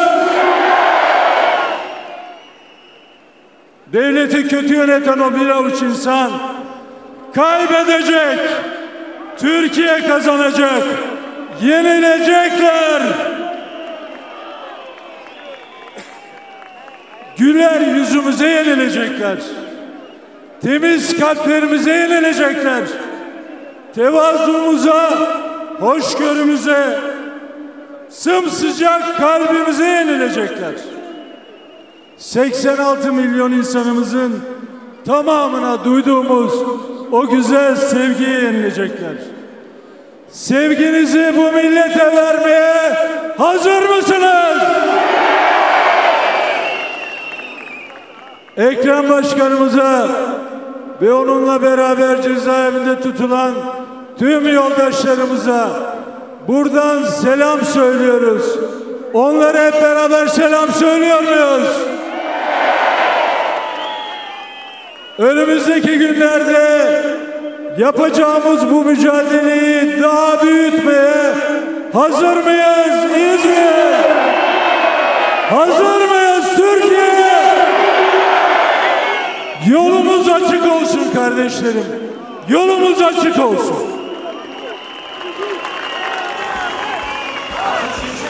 İzmir Büyükşehir Belediye Başkanımız Sayın Cemil Tugay'a, sevgili İzmirliler, çok teşekkür ediyorum hepinize. İyi ki varsınız. Hazır mıyız arkadaşlar? Hazır mıyız? Sizleri çok seviyoruz. Yürek yüreğe hep beraberiz. Unutmayın. çok teşekkür ediyoruz İzmir Büyükşehir Belediye Başkanımız Sayın Cemil Tugay'a. Şimdi buraya Cumhurbaşkanı adayımız Sayın Ekrem İmamoğlu'nun mesajını okumak üzere Cumhuriyet Halk Partisi İzmir İl Başkanımız Şenol Aslanoğlu'nu davet ediyorum.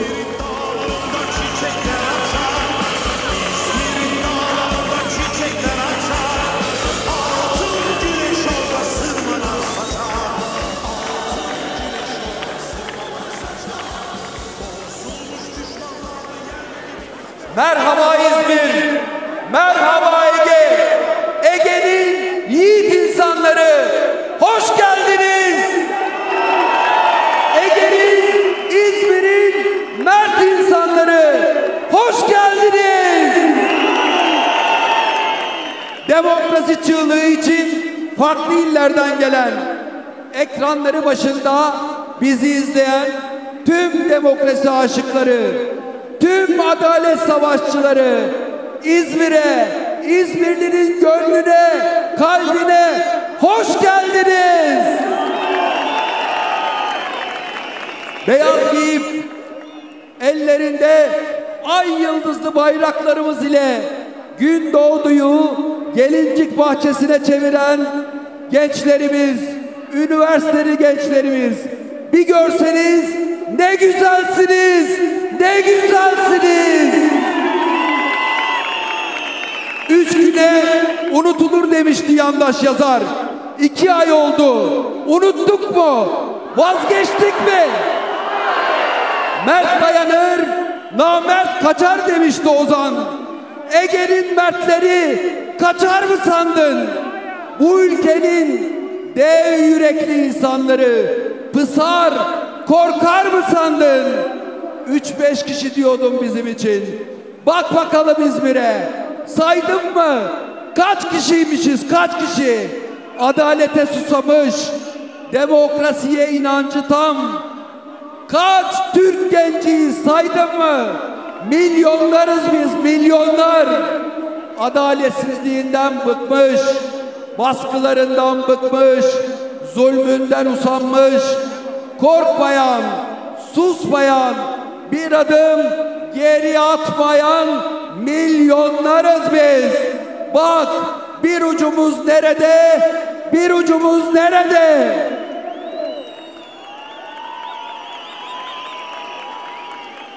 İlk kurşunu atan Hasan Tahsin'in memleketi burası. Son düşmanı şu körfeze döken Gazi Mustafa Kemal Atatürk'ün annesini emanet ettiği şehir burası. 100 yıl önce dağlarında çiçekler açan şehir burası. İzmir burası, İzmir. Yılgınlık yok diyenler, pes etmek yok diyenler, şimdi Türkiye'nin dağlarında çiçekler açtıracak olanlar, atasının izinde olanlar, demokrasi aşığı Egeliler, hepinizin 19 Mayıs Atatürk'ü anma Gençlik ve Spor Bayramı kutlu olsun.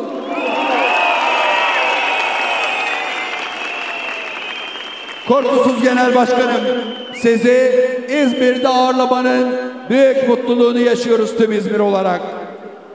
Hürriyet, demokrasi, iktidar yolculuğuna 8 Mart'ta İzmir'den çıkarken İzmir, cesur başlangıçların, güzel finallerin şehridir.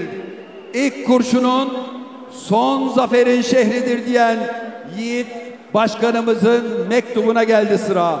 Ekrem İmamoğlu'nun Gündoğdu'ya gönderdiği mektubu dinlemeye hazır mısınız?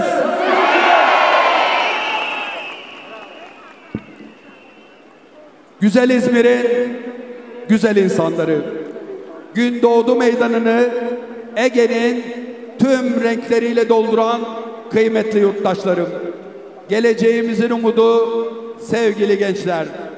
19 Mayıs Atatürk'ü anma Gençlik ve Spor Bayramımız kutlu olsun. Tam 106 yıl önce 1919'un o karanlık günlerinde bir milletin makus talihini değiştiren bir adım atıldı. Gazi Mustafa Kemal Atatürk Samsun'a çıkarak bir ulusun kurtuluş ve haysiyet yürüyüşünü başlattı. O gün Samsun'da başlayan yürüyüş Amasya'da kararlılıkla şekillendi. Sivas ve Erzurum'da halkın desteğiyle taçlandı. Ankara'da meclisle milletin iradesi oldu. Kurtuluşun ve kuruluşun şehri İzmir'de ise milletin zaferi olarak tarihe geçti. Bugün burada onun başlattığı kurtuluş mücadelesinin izinden giden bizler bir uyanışın, yeni bir direnişin, yeni bir kurtuluşun adımını İzmir'den atıyoruz. O gün emperyalizme karşı ayağa kalkan bir millet vardı. Bugün de adaletsizliğe, eşitsizliğe, ayrımcılığa, halkı yoksulluğa mahkum eden düzene karşı ayağa kalkan bir millet var. O gün Samsun'dan yola çıkan umut 19 Mart'tan bu yana her gün başka bir meydandan, başka bir şehirden yükseliyor. Milletin sesi bugün de İzmir'den yükseliyor. İzmir bu ülkenin ilk kurşunu sıktı. Son kalenin hep ayakta kaldı. Bugün bu şehirden yükselen ses sadece bir bölgenin değil, bütün Türkiye'nin kaderini değiştirecek güce sahiptir. Türkiye'nin kaderini değiştirmek gözünüze zor mu görünüyor? Türkiye'nin istikbalini yeniden inşa etmek imkansız mı görünüyor? Umutsuzluğa şu bölgeye bir sağlık görevlisi alabilir miyiz? Hemen sahnenin sol ucuna. Hemen. Evet, emniyet güçlerimizi de o bölgeye alalım lütfen. Umutsuzluğa düştüğünüz anlardan, yorgun, kırgın ve yoksul halde vatan savunmasına kendini adayan Türk milletini hatırlayın. Ahval ve şeraitin en karanlık zamanlarında bu topraklarda yeni güneşler doğacağına inanıp canını dişine takan milli mücadele kahramanlarını hatırlayın. Gazi Mustafa Kemal Atatürk'ü hatırlayın.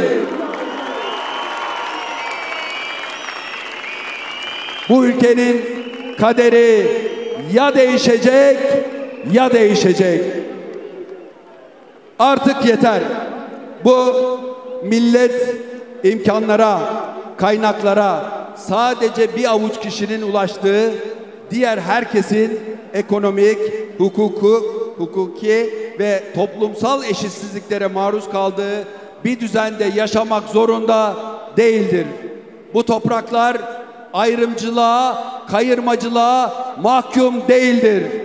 O nedenle her meydanda kurtuluş yok tek başına diye haykırıyoruz. Kurtuluş yok tek başına. Yok.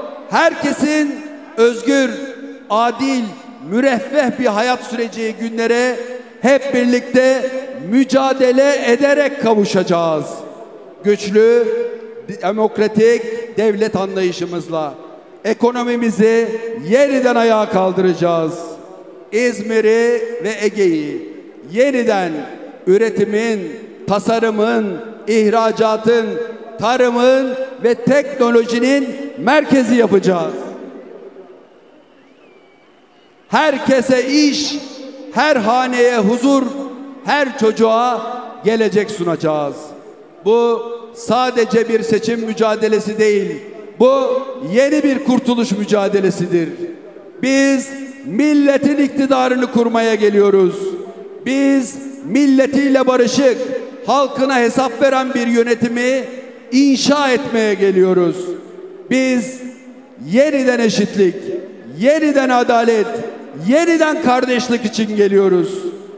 Gençliğin vicdanıyla, gençlerin enerjisiyle, gençliğin cesaretiyle geliyoruz. Gençler düşledikleri hayatı burada, kendi vatandaşlarıyla, kendi vatanlarında, kendi elleriyle kursunlar diye geliyoruz.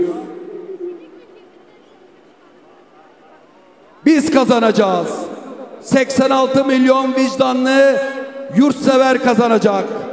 Hak yemekten korkan ama asla hakkını yedirmeyenler kazanacak.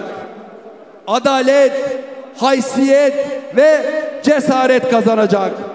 Haydi İzmir, kurtuluş yok tek başına, hep birlikte görev başına. Ekrem İmamoğlu, Silivri Cezaevi.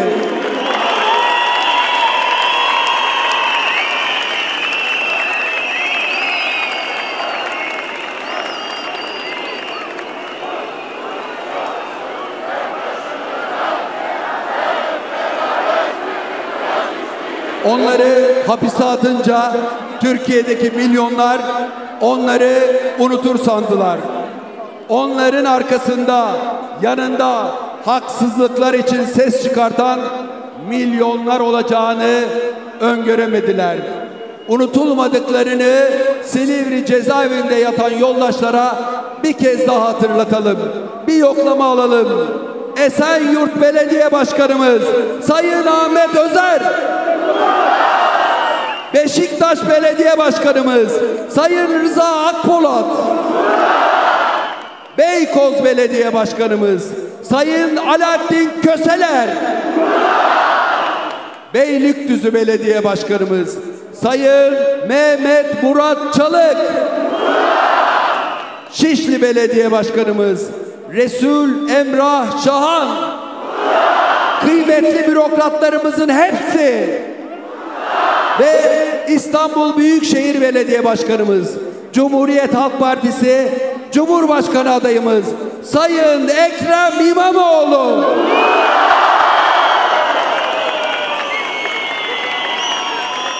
Dayanın yiğitler, dayanın aslanlar, zafer bizimdir.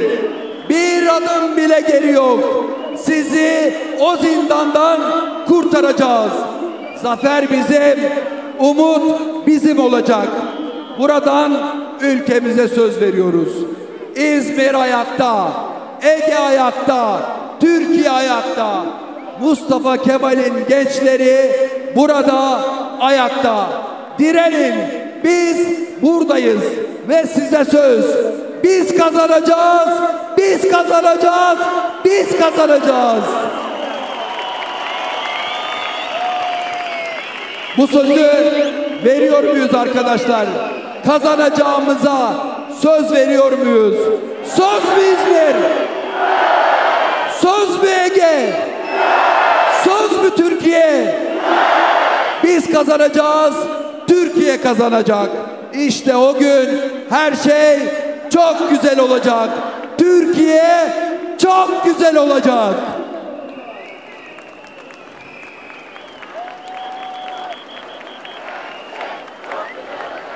İl Başkanımız Sayın Şenol Aslanoğlu'na çok teşekkür ediyoruz. Sevgili İzmirliler, şimdi buraya huzurlarınıza 19 Mart darbesine karşı durarak milletin iradesini bir avuç insana teslim etmeyen, bir santim eğilmeyen, bir adım geri atmayan Türkiye'nin cesur lideri Genel Başkanımız Özgür Özel'i davet ediyorum.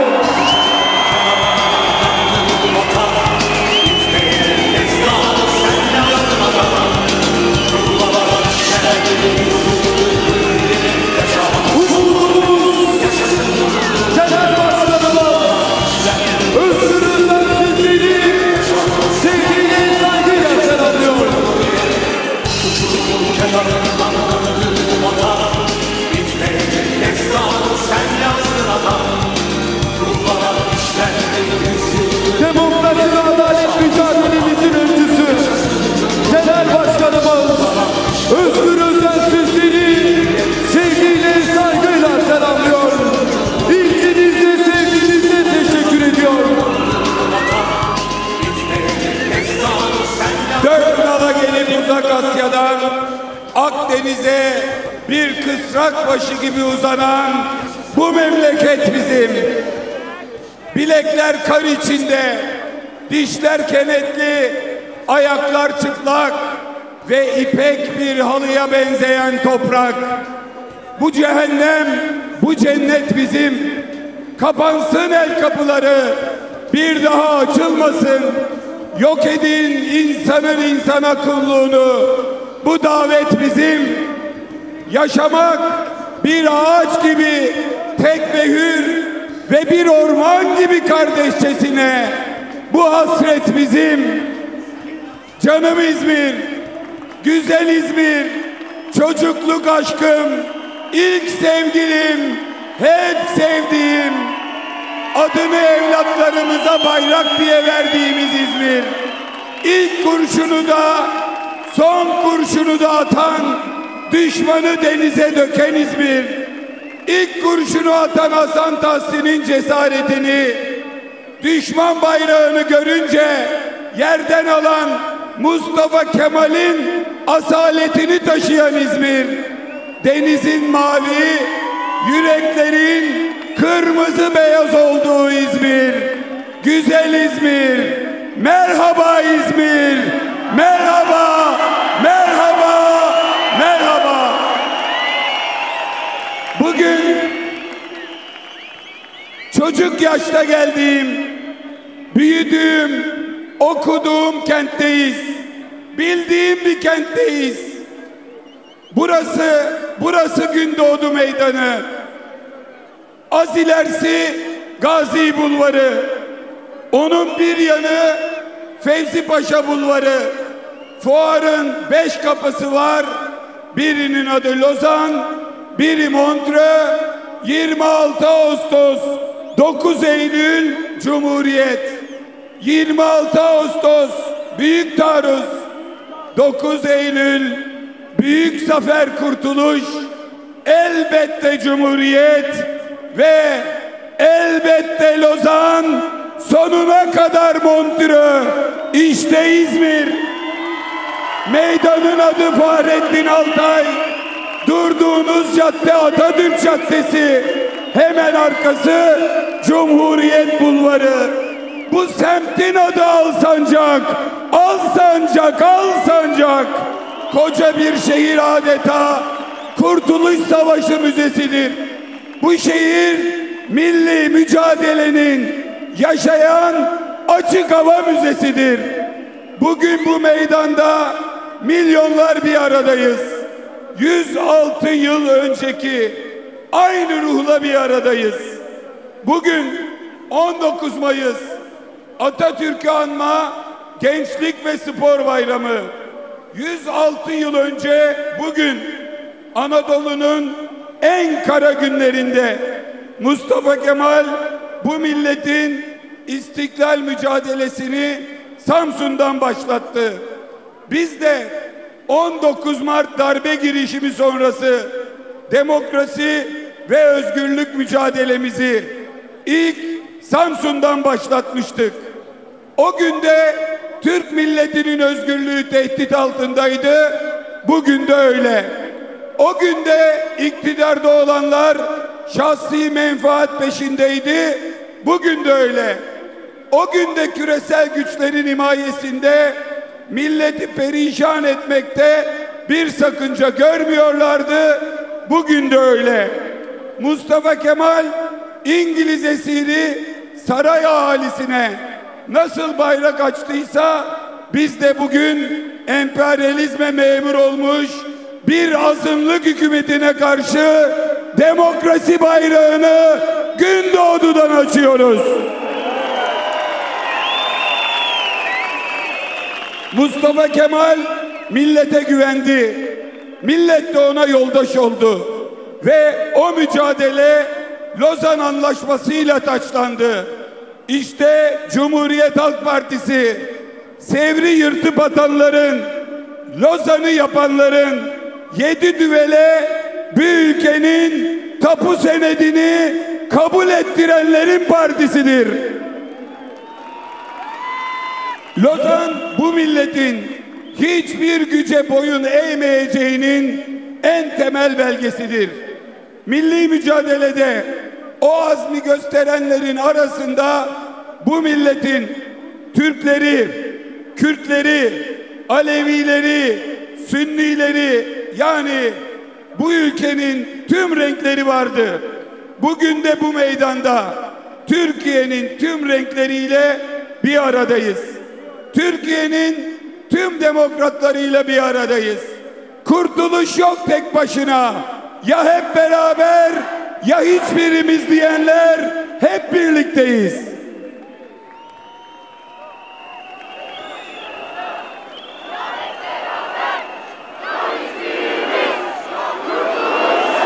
Farklı düşünse de demokraside buluşanlar Ekrem İmamoğlu'nun da, Selahattin Demirtaş'ın da, Ümit Özdağ'ın da hakkını savunabilme, hepsine birden özgürlük talep edebilme cesareti demokratların göstereceği bir cesarettir.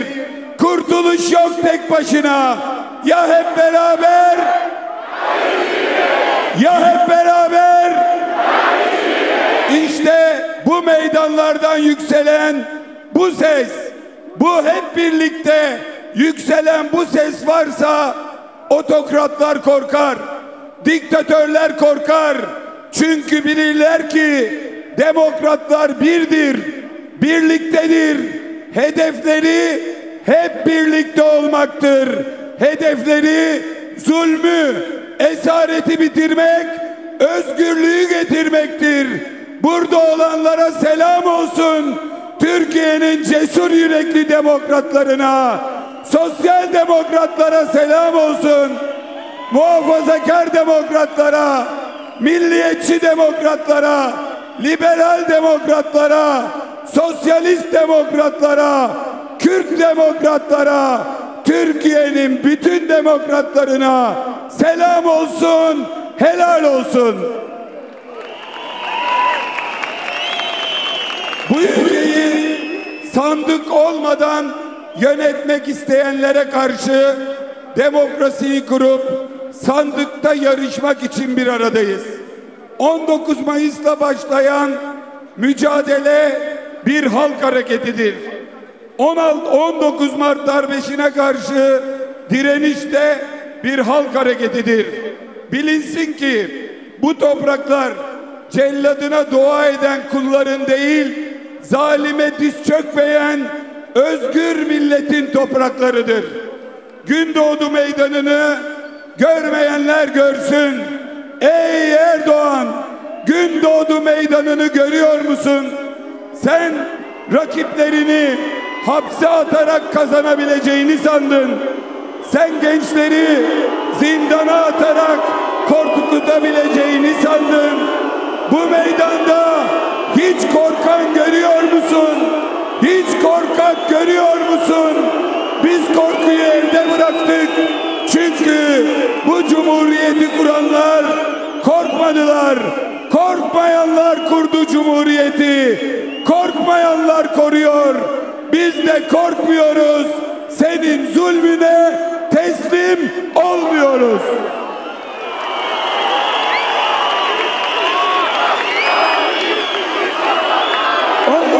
Mart'tan bu yana Samsun'daydık, Yozgat'taydık, Mersin'deydik, Konya'daydık, Van'daydık. Oralarda dedik ki artık eski siyaset yok. Artık hiç kimsenin kalesi, kaleleri yok. Birileri nasıl söylerse söylesin, samimi kanaatim odur ki İzmir Cumhuriyet Halk Partisi'nin değil, Cumhuriyet'in ta kendisinin kalesidir. Şehirleri birilerinin kalesi görenlere sesleniyoruz. Cumhuriyet'in kalesinden, milletin kalesinden sesleniyoruz. Kale siyaseti, kutuplaşma siyaseti, karşısını şeytanlaştırma, kavgadan medet umma siyaseti bitmiştir. Kaleler bitmiştir. kaleler milletindir, cumhuriyetindir. Tüm kalelerimiz bu milletin istikbaline feda olsun.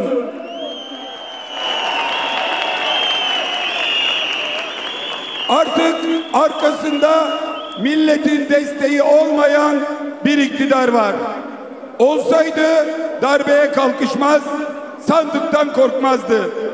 Artık devletin de milletin de itimat etmediği bir iktidarla muhatabız. Eğer korkmuyor olsaydı 3 savcının, 3 gizli tanığın arkasına saklanmazlardı. Artık sıcak salonlardan halkın içine çıkamayan bir iktidar var. Meşruiyeti kalmamış, tükenmiş, yaşlanmış, yorgun bir iktidar var. Milletin gönlünden düşmüş, gözünden düşmüş. Şu anda anketlere göre 2. parti olmuş ve 5. partiyle kol kola girmiş, ayakta kalmaya çalışan bir ittifak var. Tavlacılar bunlara 2-5 Pençüdü ittifakı diyorlar. 2-5 iktidarının bu bir avuç insanın bugün millete istikamet çizmeye çalışmasını izliyoruz. Milletin rızasını alamayanlar ülkeyi vesayetle yönetmek istiyorlar.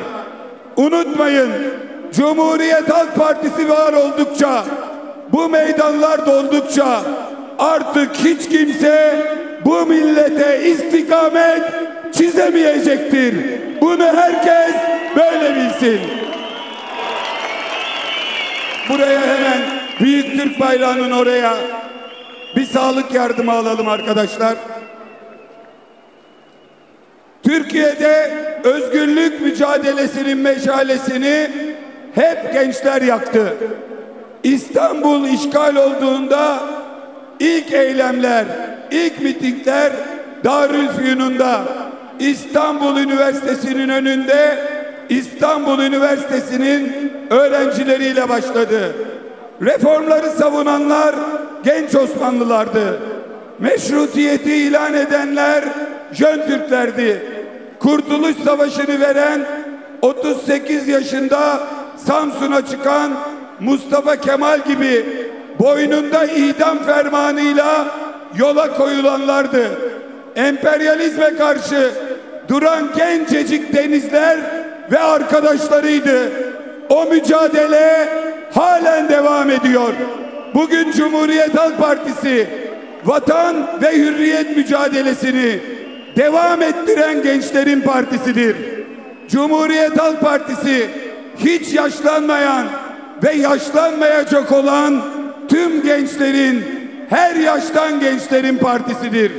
Nasıl ki 106 yıl önce başlayan mücadelenin meşalesini gençler taşıdıysa, bugünkü mücadelenin meşalesini de gençler taşıyor.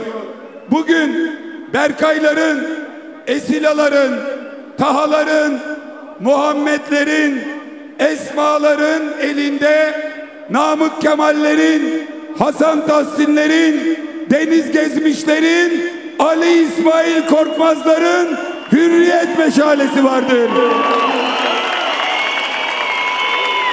O gün Namık Kemaller, Hasan Tahsinler o hürriyet meşalesini taşımasalardı bugün Cumhuriyet yoktu. Yine o gençler Saraçhane'de meydanlara akıp yüz binler, milyonlar olup o özgürlük meşalesini, hürriyet meşalesini almasalardı bugün İstanbul Büyükşehir'de kayyum vardı. Atatürk'ün partisinin başında kayyum vardı. Korkmayan, sinmeyen, hapse atılsa da susmayan o gençlerin hepsinin alnından öpüyoruz. Alnından öpüyoruz. Bugün ezbere konuşmalarda gençlerin geleceğimiz olduğu söylenir. Yanlış, eksik. Gençler bu memleketin elbette geleceğidir ama en çok da bugünüdür. Herkes oturduğu yerde beklerken meydanlara inen gençlerdir. Burası Türkiye Cumhuriyeti'dir. Burada gençler itaatkar değil, cüretkar olurlar, cesaretli olurlar. Eğer geçmişte cüret etmeselerdi, cesaret göstermeselerdi, 15 Mayıs günü İzmir işgal olurken sen başla gerisini getiren çıkar deyip ilk kurşunu sıkmasalardı esaret altındaydık. 19 Mart darbesine karşı 23 Mart günü büyük devrimi yapmak üzere 15,5 milyon insanın meydanlardan koşması, oy kullanmaya gitmesi, tarihin akışını değiştirmesi, 19 Mart gecesi her yaştan gençlerin ama en çok da üniversiteli gençlerin verdiği cesaretledir. Gençlik ve Spor Bayramı'nda Türkiye'nin bütün gençlerinin önünde saygıyla eğiliyorum. Gençler bugün ağır sorunlarla boğuşmaktadır. Sınıfsal bir mücadeleye dönüşen kaliteli eğitime erişmek sorundur. Barınma meselesi sorundur. %40'a ulaşan genç işsizliği sorundur. Hayat pahalılığı, düşmeyen enflasyon sorundur. İfade özgürlüğü, gösteri özgürlüğü sorundur. Bugün 10 gencimizden 7'sinin yurt dışında hayal kurması sorundur. Herkes kendine göre bir beka tarifi yapıyor. O beka sorunu, bu beka sorunu diyor. Buradan açıkça ifade etmek isterim ki dünyanın gelişmiş ülkelerinin gelip Türkiye üzerinde hesap yapması, hayal kurması beka sorunu değildir. Onu bir kez denediler, buradan denize döküldüler. Evelallah sonları değişmez. Ancak dünyanın gelişmiş ülkelerinin gelip burada hayal kurması beka sorunu değildir. Ama Türkiye'nin gençlerinin dünyanın gelişmiş ülkelerinde hayal kurmaları, bir gelecek tasarlamaları, fırsatını bulursam giderim dönmem demesi beka sorunudur. İşte biz bununla mücadele etmek, gerçek beka sorununu görmek ve gençlerimize yeniden bu güzel memlekette hayal kurdurmak durumundayız. Onlar bu memleketin gençleridir. Bu güzel memleket ve cumhuriyet onlara emanettir.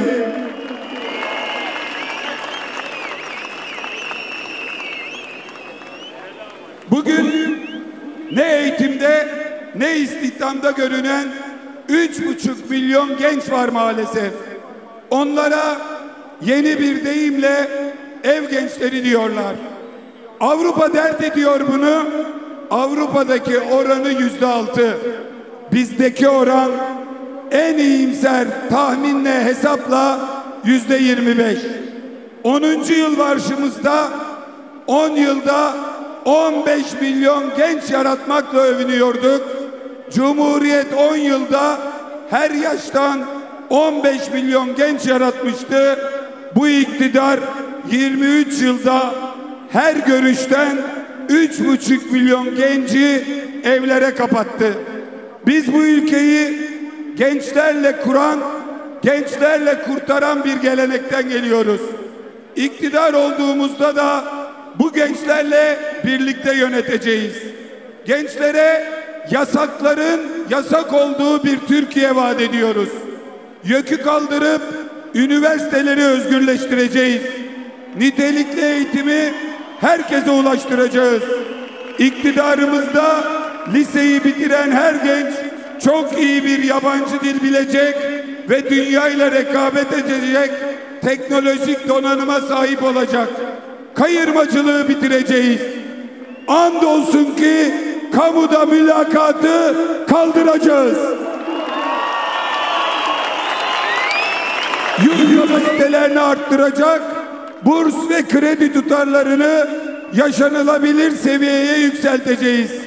Gençlerin iletişim özgürlüğünü, ulaşım özgürlüğünü, sosyal aktivite özgürlüğünü, bunlara kolay erişmelerini mutlaka sağlayacağız. Hepsine Avrupa standartlarında bu teknolojilerden yararlanma ama gelir durumuna göre ücretlendirme vaat ediyoruz. Vize sorununu kökten çözeceğiz. Avrupa Birliği'ne tam üye olmuş Türkiye'yi kuracağız. Bu ülkeyi gençlerin ülkesi yapacağız. Yasaksız ve vizesiz Türkiye'yi iktidarımızın ilk yıllarında hayata geçireceğiz.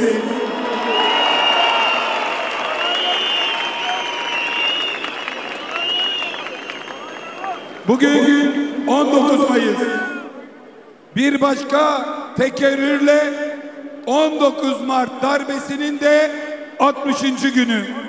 Bu iktidar 19 Mart'ta millete rağmen bir işe kalkıştı. O günden bugüne İstanbul'da, Anadolu'da meydanlardayız. 19 Mart Erdoğan'ın seçimi çoktan kaybettiğinin kendince itirafıdır. Sayın Erdoğan karşısına mertçe çıkan, daha önce onun adaylarını 4 kez yenen, ben bu ülkeyi senden daha iyi yönetirim, biz bu ülkeyi sizden daha iyi yönetiriz diyen rakibiyle baş edemeyince onu hapse atmıştır. Demokrasiyi istediği yerde inilecek, istediği yerde binilecek bir tramvay olarak görenler yenilgiyi ilk kez tattıklarında o tramvaydan apar topar inmeyi tercih etmişlerdir. Dünyada iki tür darbe var. Bu ya askeri darbe oluyor ya sivil darbe.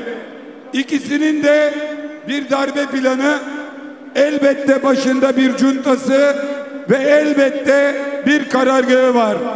Türkiye'de yaşanan 19 Mart darbesinin karargahı saraydır, Beştepe'dir. Silahı yargıdır ve bu silahın mühimmatı, bu silahın kurşunu yalandır, iftiradır. Darbeciler bu kez kamuflajla değil, cübbeyle gelmiştir. Çünkü Erdoğan İmamoğlu ile Ekrem Başkanımız ile sandıkta yarışmaktan korkmuştur. Ekrem Başkanımız aday olacağını açıkladıktan sonra önce 18 Mart'ta bir iftar vaktinde 31 yıllık diplomasını iptal ettiler. Yetmedi. Takip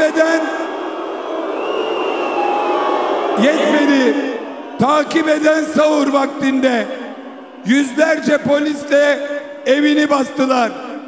Ama 60 gün geçti, halen daha hiçbir iddialarını ispat edemediler. Adı olmayan, yüzü olmayan gizli tanıkların arkasına saklandılar. Ve öyle bir noktaya geldik ki ne yalanlar ne iftiralar attılar. Ergenekon ve balyoz kumpaslarındaki gibi İstanbul seçimlerini iptal ettiklerinde olduğu gibi bu millete yine bir kumpas kurdular. Bu Erdoğan zaman zaman grup toplantılarında, zaman zaman bazı mitinglerde kurmaca videolarla milleti kandırmaya çalışıyor ya, biz onun gibi yapmayalım. Biz size, millete İzmir'den onu ve yalanlarını izletelim. Bir görün bakalım geçmişte ne demiş, ne olmuş. Bir izleyin bakalım bu Erdoğan'a inanılacak bir taraf var mıymış, yok muymuş? Kim kimlerin avukatlığına soyunmuş? Bu çok önemli. Bize de savcılık görevini sağ olsunlar veriyor. Eğer bu anlamda savcılık serbest kalır.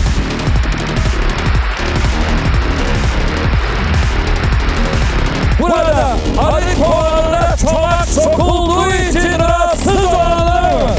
Türkiye'de temiz yerler operasyonu yapanlara saygı duysunlar. Aldatılıyoruz. Aldatıldık. Ben dahi aldatıldım.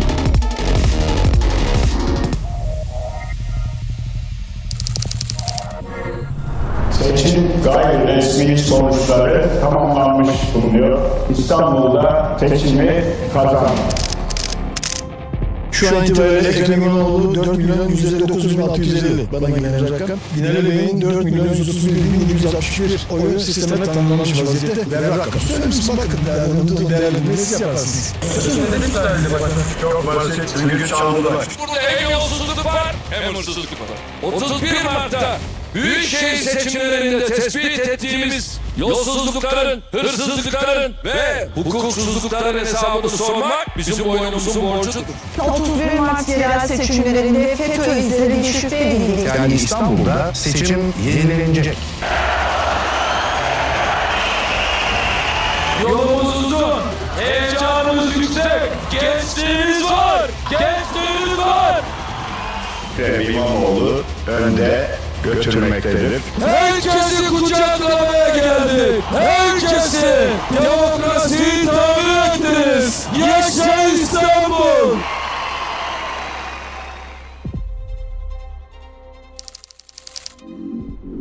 İhalelerde yapıldığı iddia edilen yolsuzluk tutarı adeta dudak uçuklattı. Yolsuzluk tutarının 560 milyar TL olduğu ifade ediliyor. Son 6 yıllık İBB bütçesi 497 milyar lira. Bunlar 560 milyar yolsuzluk oldu diyorlar.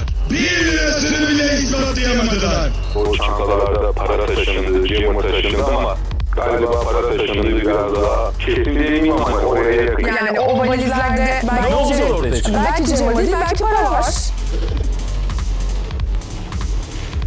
Bu valizlerin içerisinde şu şekilde gördüğünüz gibi sinyal kesiciler var. 1200 küsur cep telefonu alındığı tespit edilmiş konutaycı.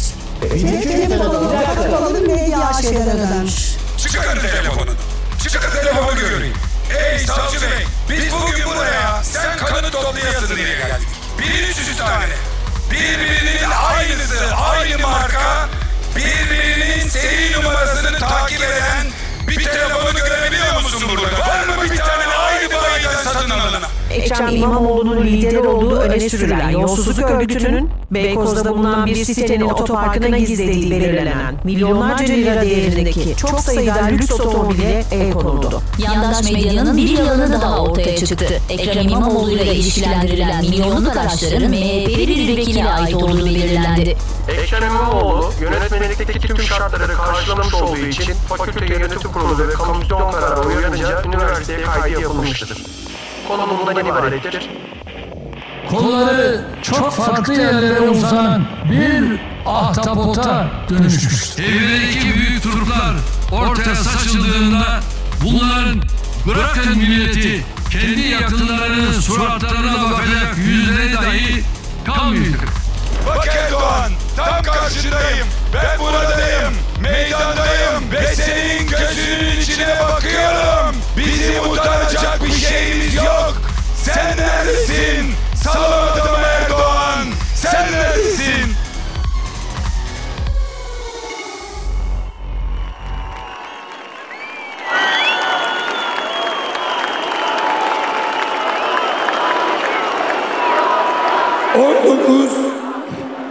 ...19 Mayıs 2025... ...19 Mart darbesinden 60 gün sonra... ...Tayyip Erdoğan bir aya kalmaz... ...ortaya belgeler dökülünce... ...birbirlerinin yüzüne bakamayacaklar... ...ailelerinin yüzüne bakamayacaklar diyen... ...Erdoğan'a... ...Gündoğdu Meydanı'ndan sesleniyorum... Burada 2 milyonun üzerinde İzmirli'nin gözünün içine baka baka söylüyorum. Ekrem Başkan suçsuzdur. Arkadaşlarımız suçsuzdur. Hiçbir iftiranı kanıtlayamadın. Hepsi yalan, hepsi iftira. Kaybedeceğin için yarışmaktan korkuyorsun, iftira atıyorsun. Ey Erdoğan, ahtapot diyorsun, suç örgütü diyorsun, kul hakkına girmekten çekinmiyorsun. O zaman sana İzmir'den, bu meydandan meydan okuyoruz. Gel bu yargılamayı TRT'den canlı yayınlayalım. Kim masum, kim iftiracı, bu aziz millet görsün.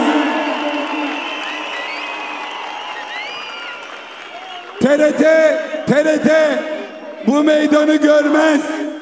TRT bu meydandan vergiyi toplar, saraya hizmet eder. Ama buradan TRT'nin değerli çalışanlarını, kameramanını, muhabirini, yönetmenini, emekçisini selamlıyorum. Ama bu TRT'yi Erdoğan'a kul eden yöneticilere söylüyorum. Gün gelecek, devran dönecek. Bunu yapanlar bu millete hesap verecek.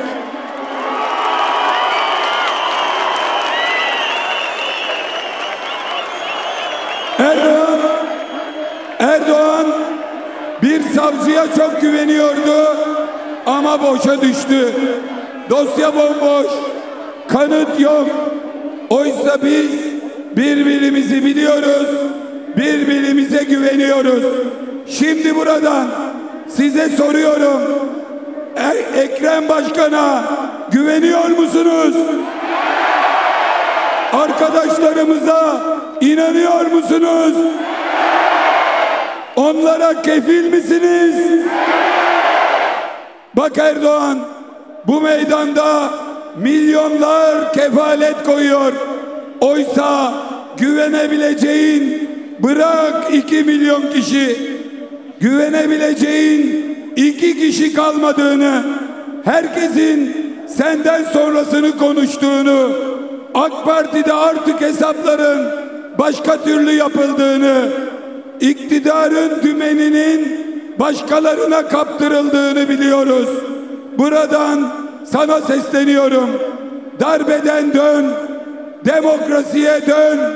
Çok güveniyorsan yargılamaları TRT'den yap, doğruları gör ve artık köşene çekil. İktidar değişiyor. Artık kumpasçılar, onlara sahip çıkanlar gidiyor. Vatanın çalışkan, dürüst, namuslu evlatları iktidara doğru yürüyor. Bugün Ergenekon, balyoz kumpasları gibi kumpas davalar var. Yargı maalesef yine talimatlıdır. Kararlar yine sipariştir. Tanıklar yine gizlidir. Yöntem yine kirlidir. Dosyalar yine boştur. İftiralar yine zehirlidir. İktidar bugün Silivri'yi ve diğer hapishaneleri muhaliflerin hapsedildiği toplama kamplarına dönüştürmüştür. Hitler'in Stadelheim hapishanesi neyse, Esad'ın Sedneyası neyse, Erdoğan'ın da Silivri'si odur. Muhalifler için birer toplama kampıdır. O hapishaneleri rakiplerin atıldığı bir kuyu olarak görenler bilsin ki biz o kuyulardan Yusuflar gibi çıkacağız. İktidarını hapishane duvarlarıyla ayakta tutmak isteyenler bilsin ki biz o duvarları demir dağı nasıl erittiysek öyle eritip çıkacağız. Milletin iradesini parmaklıklar ardına hapsetmek isteyenler bilsin ki Biz milletin iradesini Gazi Mustafa Kemal Atatürk vatanı nasıl savunduysa öyle savunacağız.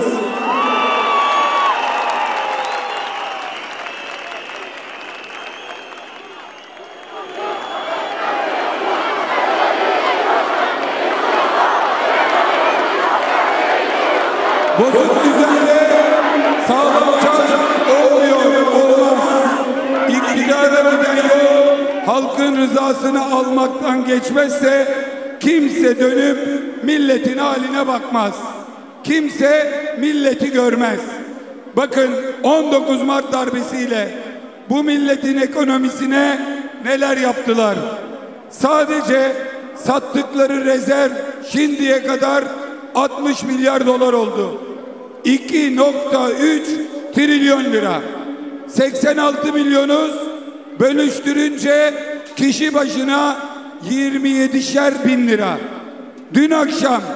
Dün akşam yeni doğan, bugün kundaktaki bebeğin de ölüm döşeğindeki hastanın da cebinden 86 milyonun cebinden 27'şer bin lirayı çaldılar. O parayla bugün 14.500 lira verdikleri bütün emeklilerimize 30'ar bin lira verebilir, en düşük emekli maaşını 30 bin lira yapabilir ve bunu 10 yıl süreyle bu parayla başarabilirdik. Biz Ege'nin evlatlarıyız. Ege'nin çiftçisi, Trakya'nın çiftçisi, İç Anadolu'nun, Karadeniz'in, Doğu'nun, Güneydoğu'nun çiftçisinin bankalara borçları var, faiz batağındalar. Bu parayla bütün çiftçilerin, bütün bankalara, bütün kooperatiflere olan borçlarını bir seferde kapatırdık. Paranın yarısı yine de kalırdı. Her bir çiftçiye üstüne 560 bin lira para ödeyebilir, destek verebilirdik. Atanmayan öğretmenler var. Erdoğan rahmetli Ecevit'e 64 bin atanmamış öğretmenin hesabını sorardı. Derdi ki, be hey Allah'ın adamı, madem atamayacaktın niye okuttun? Madem atamayacaktın niye mezun ettin? Şimdi o rakam 1.045.000 kişi. Ey Erdoğan, madem atamayacaktın niye okuttun? Niye mezun ettin? Ama Ekrem Başkan korkusuna yaktığı 60 milyarlık rezervle 1 milyon öğretmeni atar, 3 yıllık maaşlarını da peşin ödeyebilirdik. Yıl boyu sosyal yardıma muhtaç 4,6 milyon haneye, bakın kişi değil hane, neredeyse 5 milyon haneye ayda 40 bin lira destek verebilirdik. 12 milyon işsizimize her bir yıl boyunca 15'er bin lira işsizlik maaşı ödeyebilirdik. Şu anda 1,7 milyon öğrencimiz KYK kredisiyle bursla geçinmeye çalışıyor. Sadece 3'er bin lira alıyorlar. Tüm öğrencilerimize 4 yıl boyunca her ay 30 bin lira verebilirdik.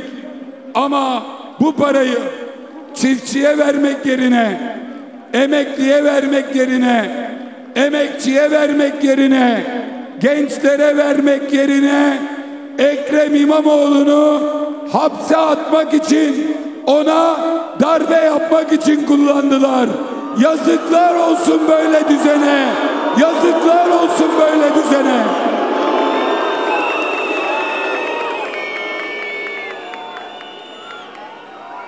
Biz 86 milyonun barışını, kardeşliğini savunan bir partiyiz. Birileri son dönemde terörsüz Türkiye diyorlar. Siz buna ne diyorsunuz diye soruyorlar. Cumhuriyet Halk Partisi tarihsel bir tutarlılık içinde Türkiye'de hem teröre kimden gelirse gelsin teröre karşı olmuştur, hem de her türlü şiddete karşı olmuştur. Aynı zamanda Cumhuriyet Halk Partisi Türkiye'de herkes için eşit yurttaşlığı, anayasa önünde Türkiye Cumhuriyeti vatandaşlarının hepsinin eşit olmasını, kanunların eşit uygulanmasını, kimsenin ötekileştirilmemesini, dezavantaj yaşamamasını, kötü muamele görmemesini savunmuş. Bunun içinde tam bir demokrasiyi, eksik olan tüm yasaların çıkarılmasını ve koşulsuz demokrasiyi savunmuşuzdur.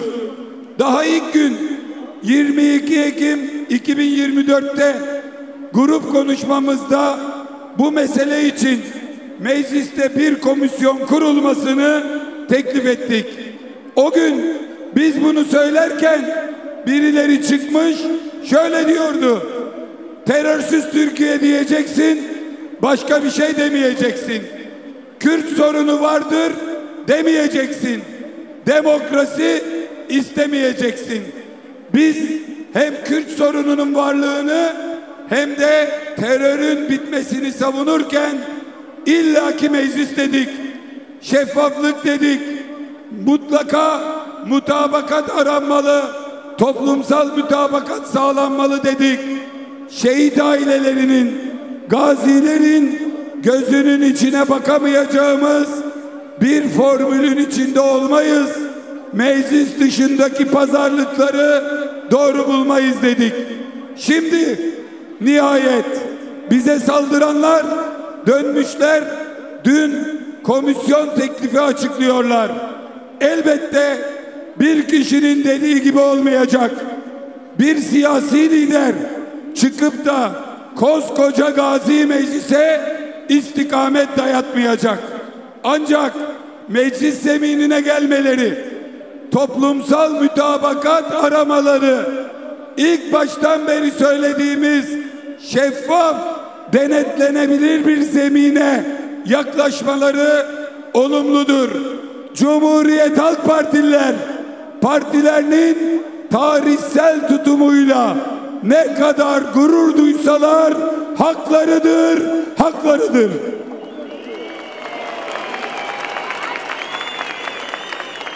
Elbette terörsüz Türkiye, ancak terörsüz, demokratik ve zengin bir Türkiye, Türkiye'de Türk'ün de Kürt'ün de, Laz'ın da Çerkez'in de, Gürcü'nün de pomağında yüzünü güldürür. Kimse çocuklarım geride kalacak, gözüm arkada kalacak demez. Bunun için terörsüz Türkiye'yi savunurken tam bir demokrasi için mücadele etmeliyiz. Bunun için terörsüz ve demokratik bir Türkiye Komisyonu kurulmalıdır.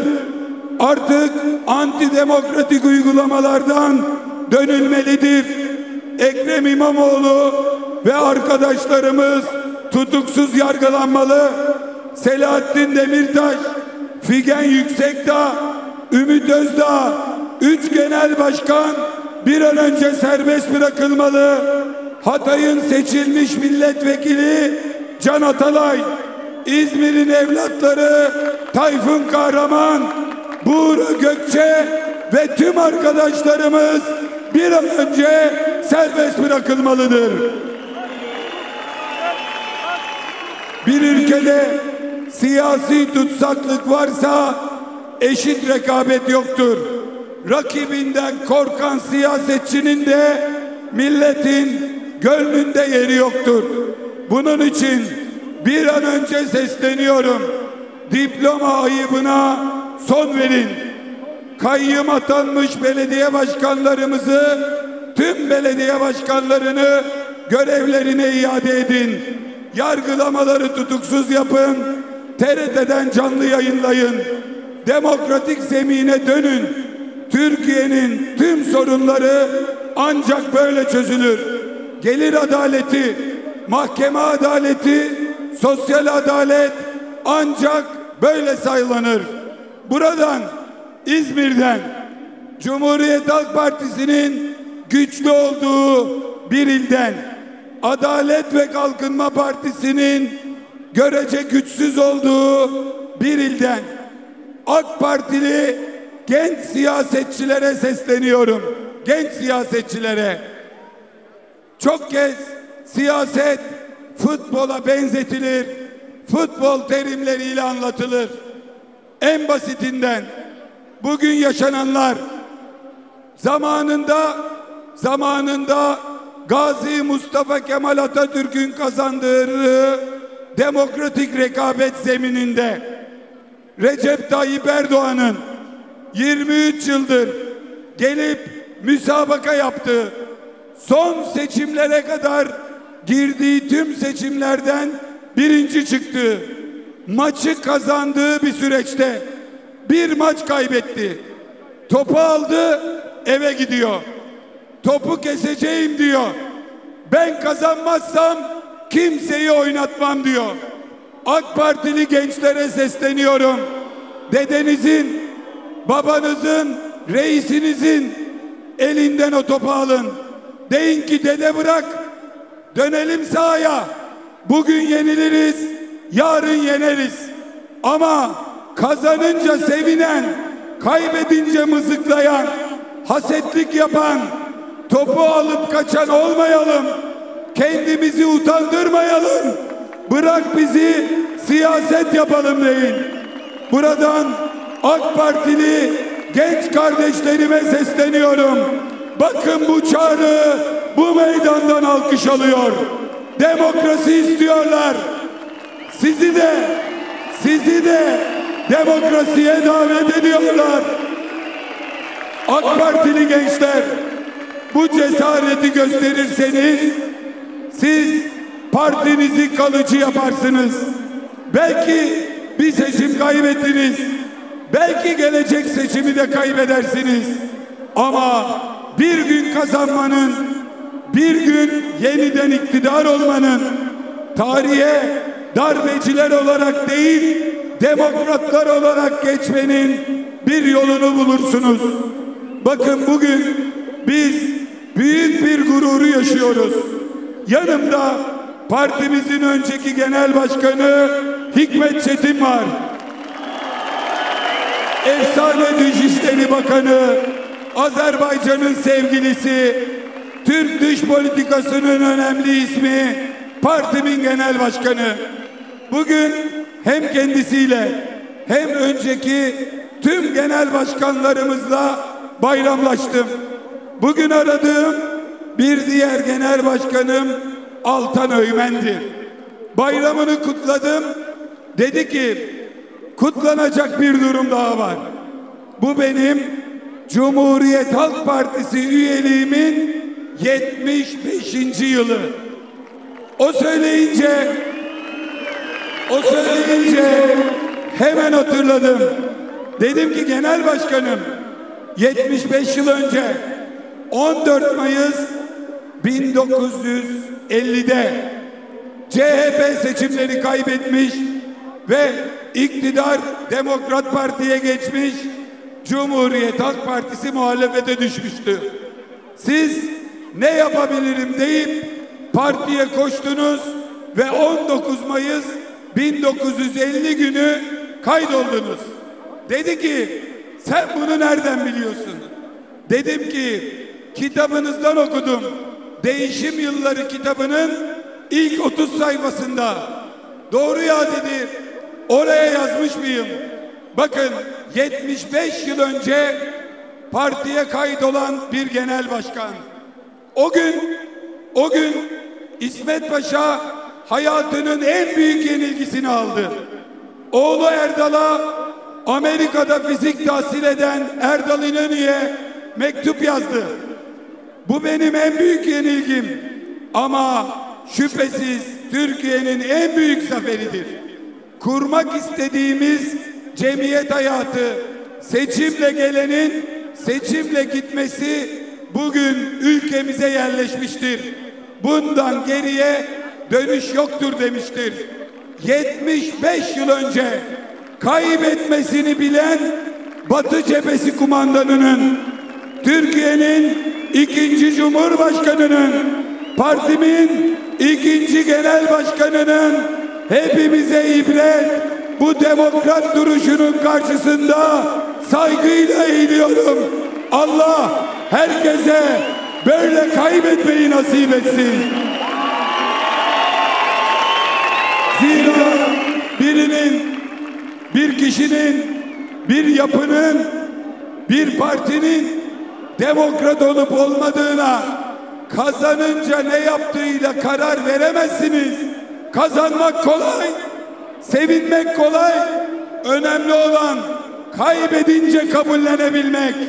Sandıktan çıkmayınca rakibini tebrik edebilmek. Kusuru kendinde aramak ve demokratik davranmak. Buradan bir kez daha Erdoğan'a hatırlatırım ki iktidar gemisi milletin denizinde yüzer.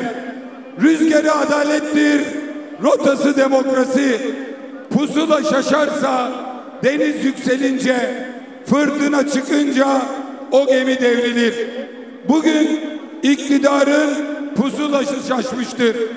Ve Erdoğan şunu unutma ki gemiyi ne dalga ne rüzgar batırır.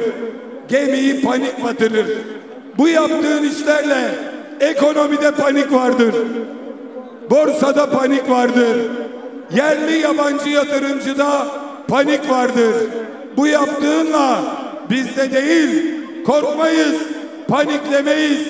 Ama en çok da senin dostlarında, sana güvenenlerde panik vardır.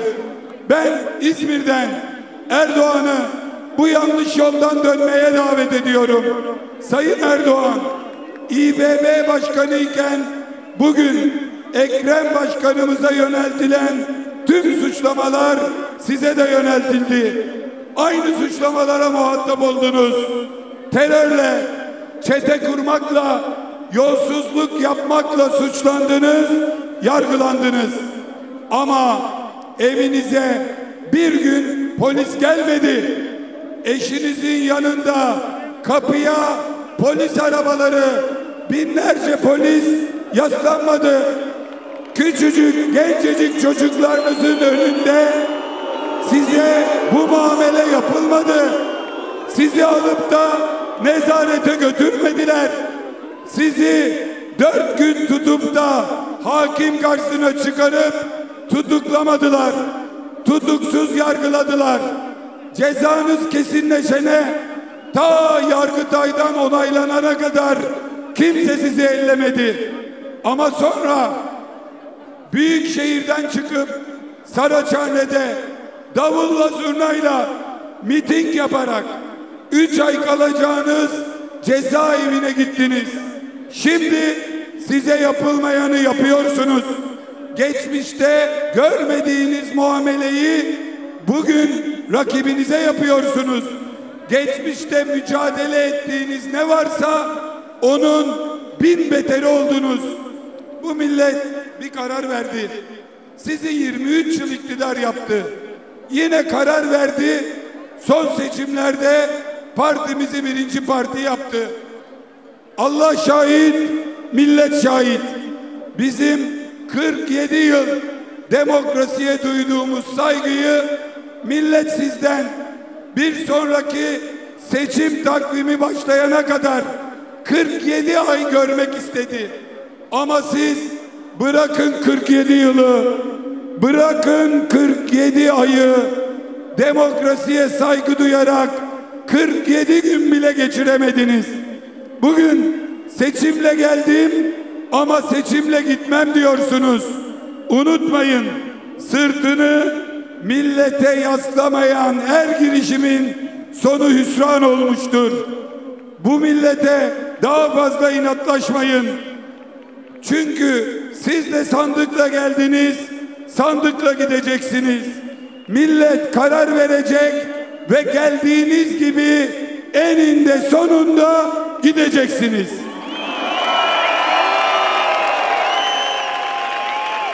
Bugün Türk-Kürt, Çerkez, Boşnak, Laz, Gürcü, tüm gençlerin ortak sorunları var.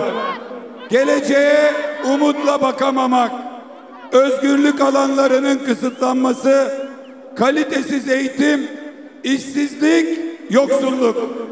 Türk gençler neden şikayet ediyorsa Kürt gençler de ondan şikayetçi. Türk gençliği Lozan'ı, Atatürk'ü, Cumhuriyeti savunuyor da Kürt gençliği Vahdettin'i, Sevr'i, hilafeti mi savunuyor? Hayır. Hepsi de geleceğe umutla bakmak istiyor. Geçmişten husumet çıkarılıp aralarına nifak sokulsun istemiyorlar. İyi bir eğitim, iyi bir iş, ortak bir gelecek, barış içinde bir ülke istiyorlar.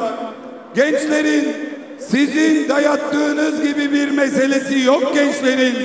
Şunu herkes duysun, herkes görsün. Mesele vatan evlatlarıyla bakan evlatları arasındadır.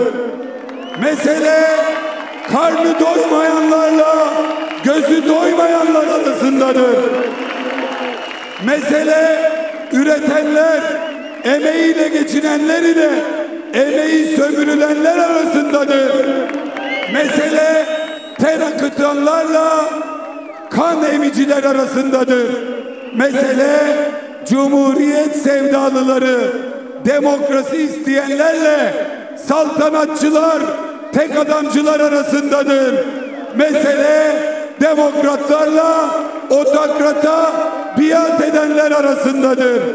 Artık bu milleti istediğiniz gibi, istediğiniz yerden Kürt, Türk, Alevi, Sünni, sağcı, solcu diye bölemeyeceksiniz. Biz buradayız. Biz artık Türkiye'yiz. Biz artık hep birlikte Türkiye'yiz. Biz Türkiye İttifakı'yız.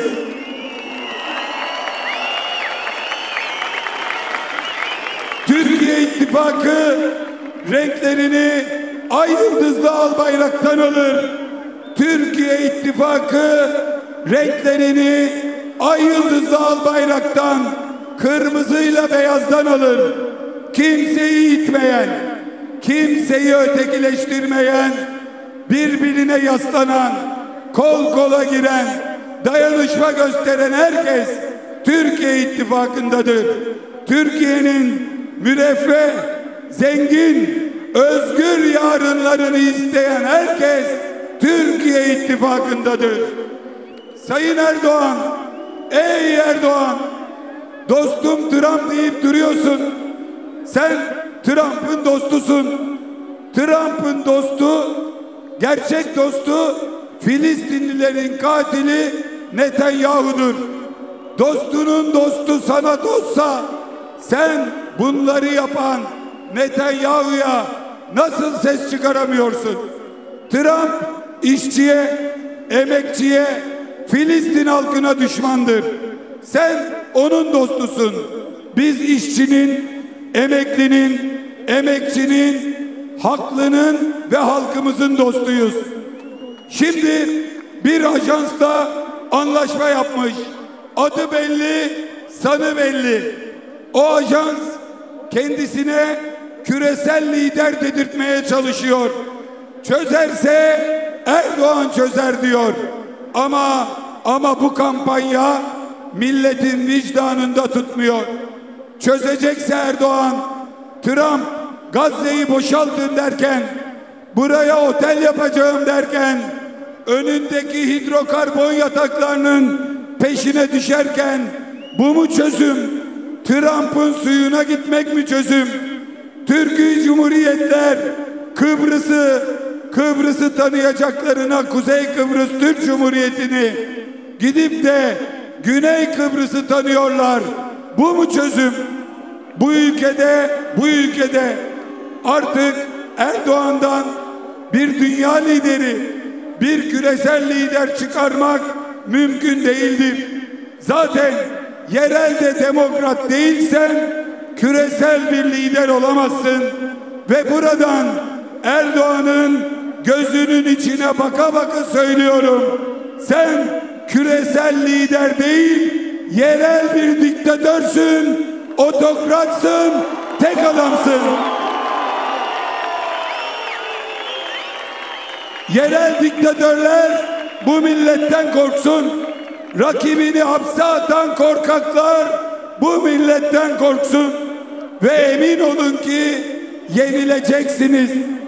Tarihte nice kaleler bir çocuğun attığı çakıl taşıyla yıkılmıştır. Nice iktidarlar bir annenin bedduasıyla sarsılmış, yıkılmıştır. 23 Mart ruhuna yenileceksiniz. İki bastonu elinde merdivenleri tırmanan 96 yaşındaki ninenin inadına, inancına yenileceksiniz. 3 aylık bebeği karnında cinsiyetini bilmediği bebeğinin geleceği için sandığa koşan o gencecik kadının korkularına, endişelerine yenileceksiniz. Ve 3 yaşındaki küçücük çocuğun bir kocaman kalp çizip de sandığa her şey çok güzel olacak diye attığı umutlarına yenileceksiniz.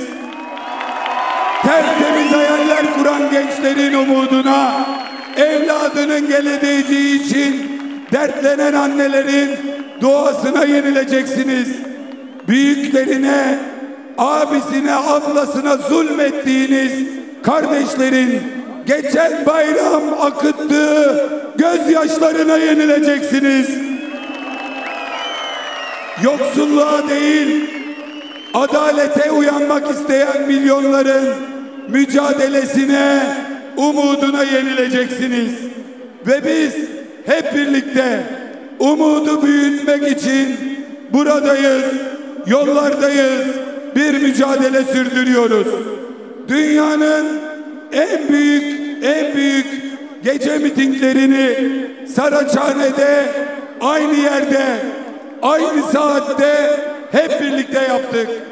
Sonra Saraçhane'den köprüyü geçtik, Anadolu'ya ayak bastık. 2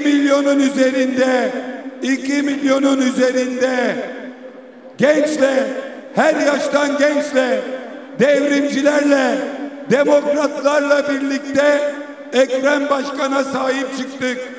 Sonra çıktık, adım adım Anadolu'yu dolaşmaya başladık.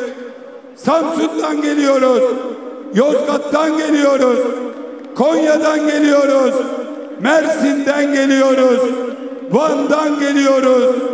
Meydan mücadeleyi büyüterek, meydanlarda miting yaparak değil, Türkiye'nin geleceği için eylem yaparak geliyoruz. Eylem yaparak geliyoruz. Dünyanın şimdi de en büyük imza kampanyasını başlattık, sürdürüyoruz.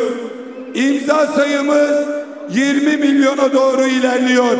Herkesi, tüm siyasi tutsakların özgürlüğü için, mahkeme adaleti, gelir adaleti, sosyal adalet için, sandığın milletin önüne gelmesi için imza vermeye davet ediyorum.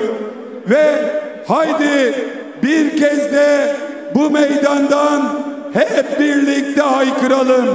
Ey Erdoğan! Ey Erdoğan! Ben milletim. Ben milli iradeyim. Adayımı bırak. Sandığı getir. Adayımı yanımda. Sandığı önümde istiyorum. Artık birleştik. Türkiye ittifakıyla hep birlikte yürüyoruz.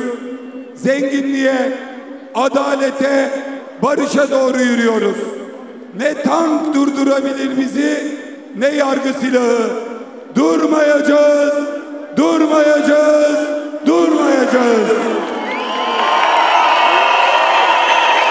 Şöyle diyor ya Nazım, olmadınız. Vız gelir bize vız. Bize karşı koyanlar karşı koymuş demektir. Maddede hareketin, yürüyen cemiyetin ezeli kanunlarına. Sükun yok, hareket var. Bugün yarına çıkar. Yarın bugünü yıkar. Ve bu durmadan akar, akar, akar. Biz adımlarını tarihin akışına uyduran, temelleri çöken emperyalizme vuran, yarınları kuranlarız. O duvar, o duvarlarınız vız gelir bize vız. Bugün burada biten bir şey yok, başlayan bir şey var. Tarihin akışı önünde barajlar durmaz, kurulamaz. Ne cam tavan kalır, kalmadı, ne sağır duvarlar. İllaki iktidar, illaki iktidar, illaki iktidar.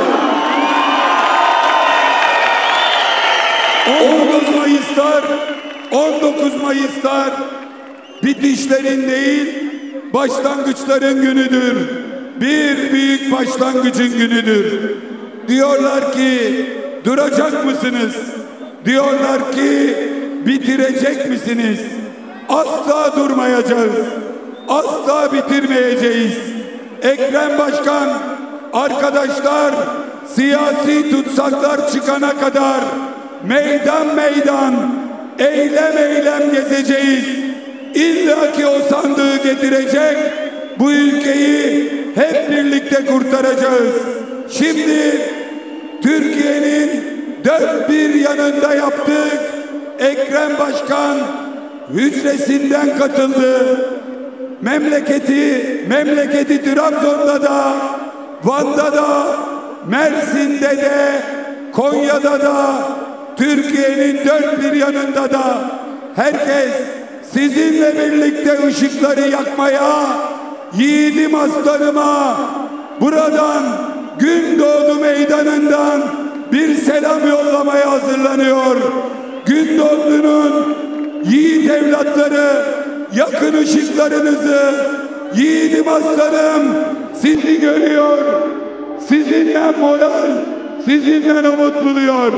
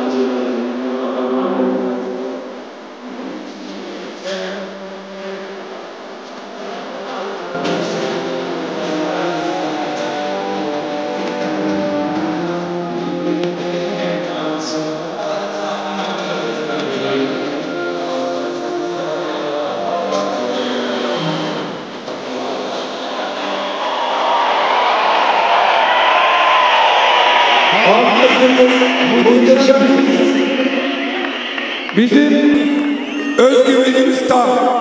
Biz Trump'ın gölgesinde değil, milletin içinde siyaset yapıyoruz. Biz emperyalistlere değil, siz milletimize güveniyoruz. Biz Amerikan mandası, İngiliz himayesi değil, milletin hürriyetini savunuyoruz.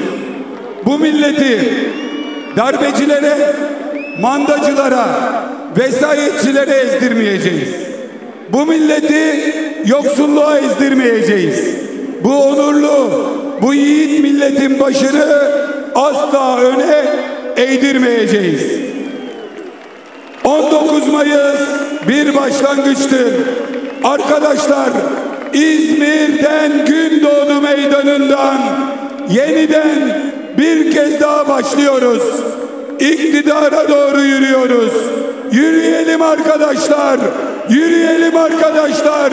Gazi Mustafa Kemal'in partisini iktidara yürütüyoruz. İktidara yürüyoruz. Yürüyelim arkadaşlar.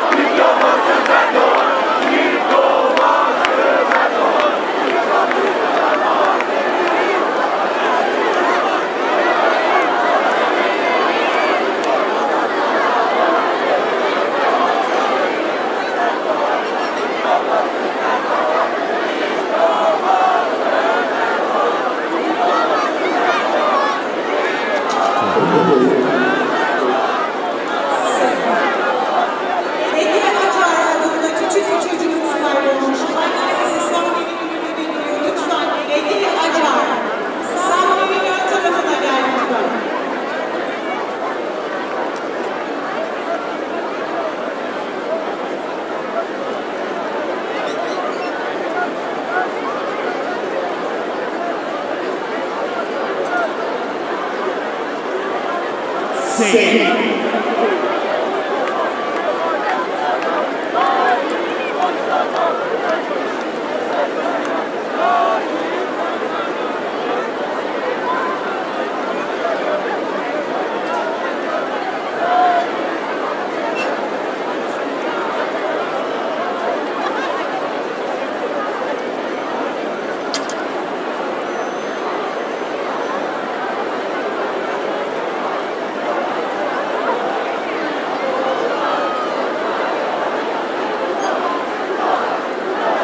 Sesini bulalım.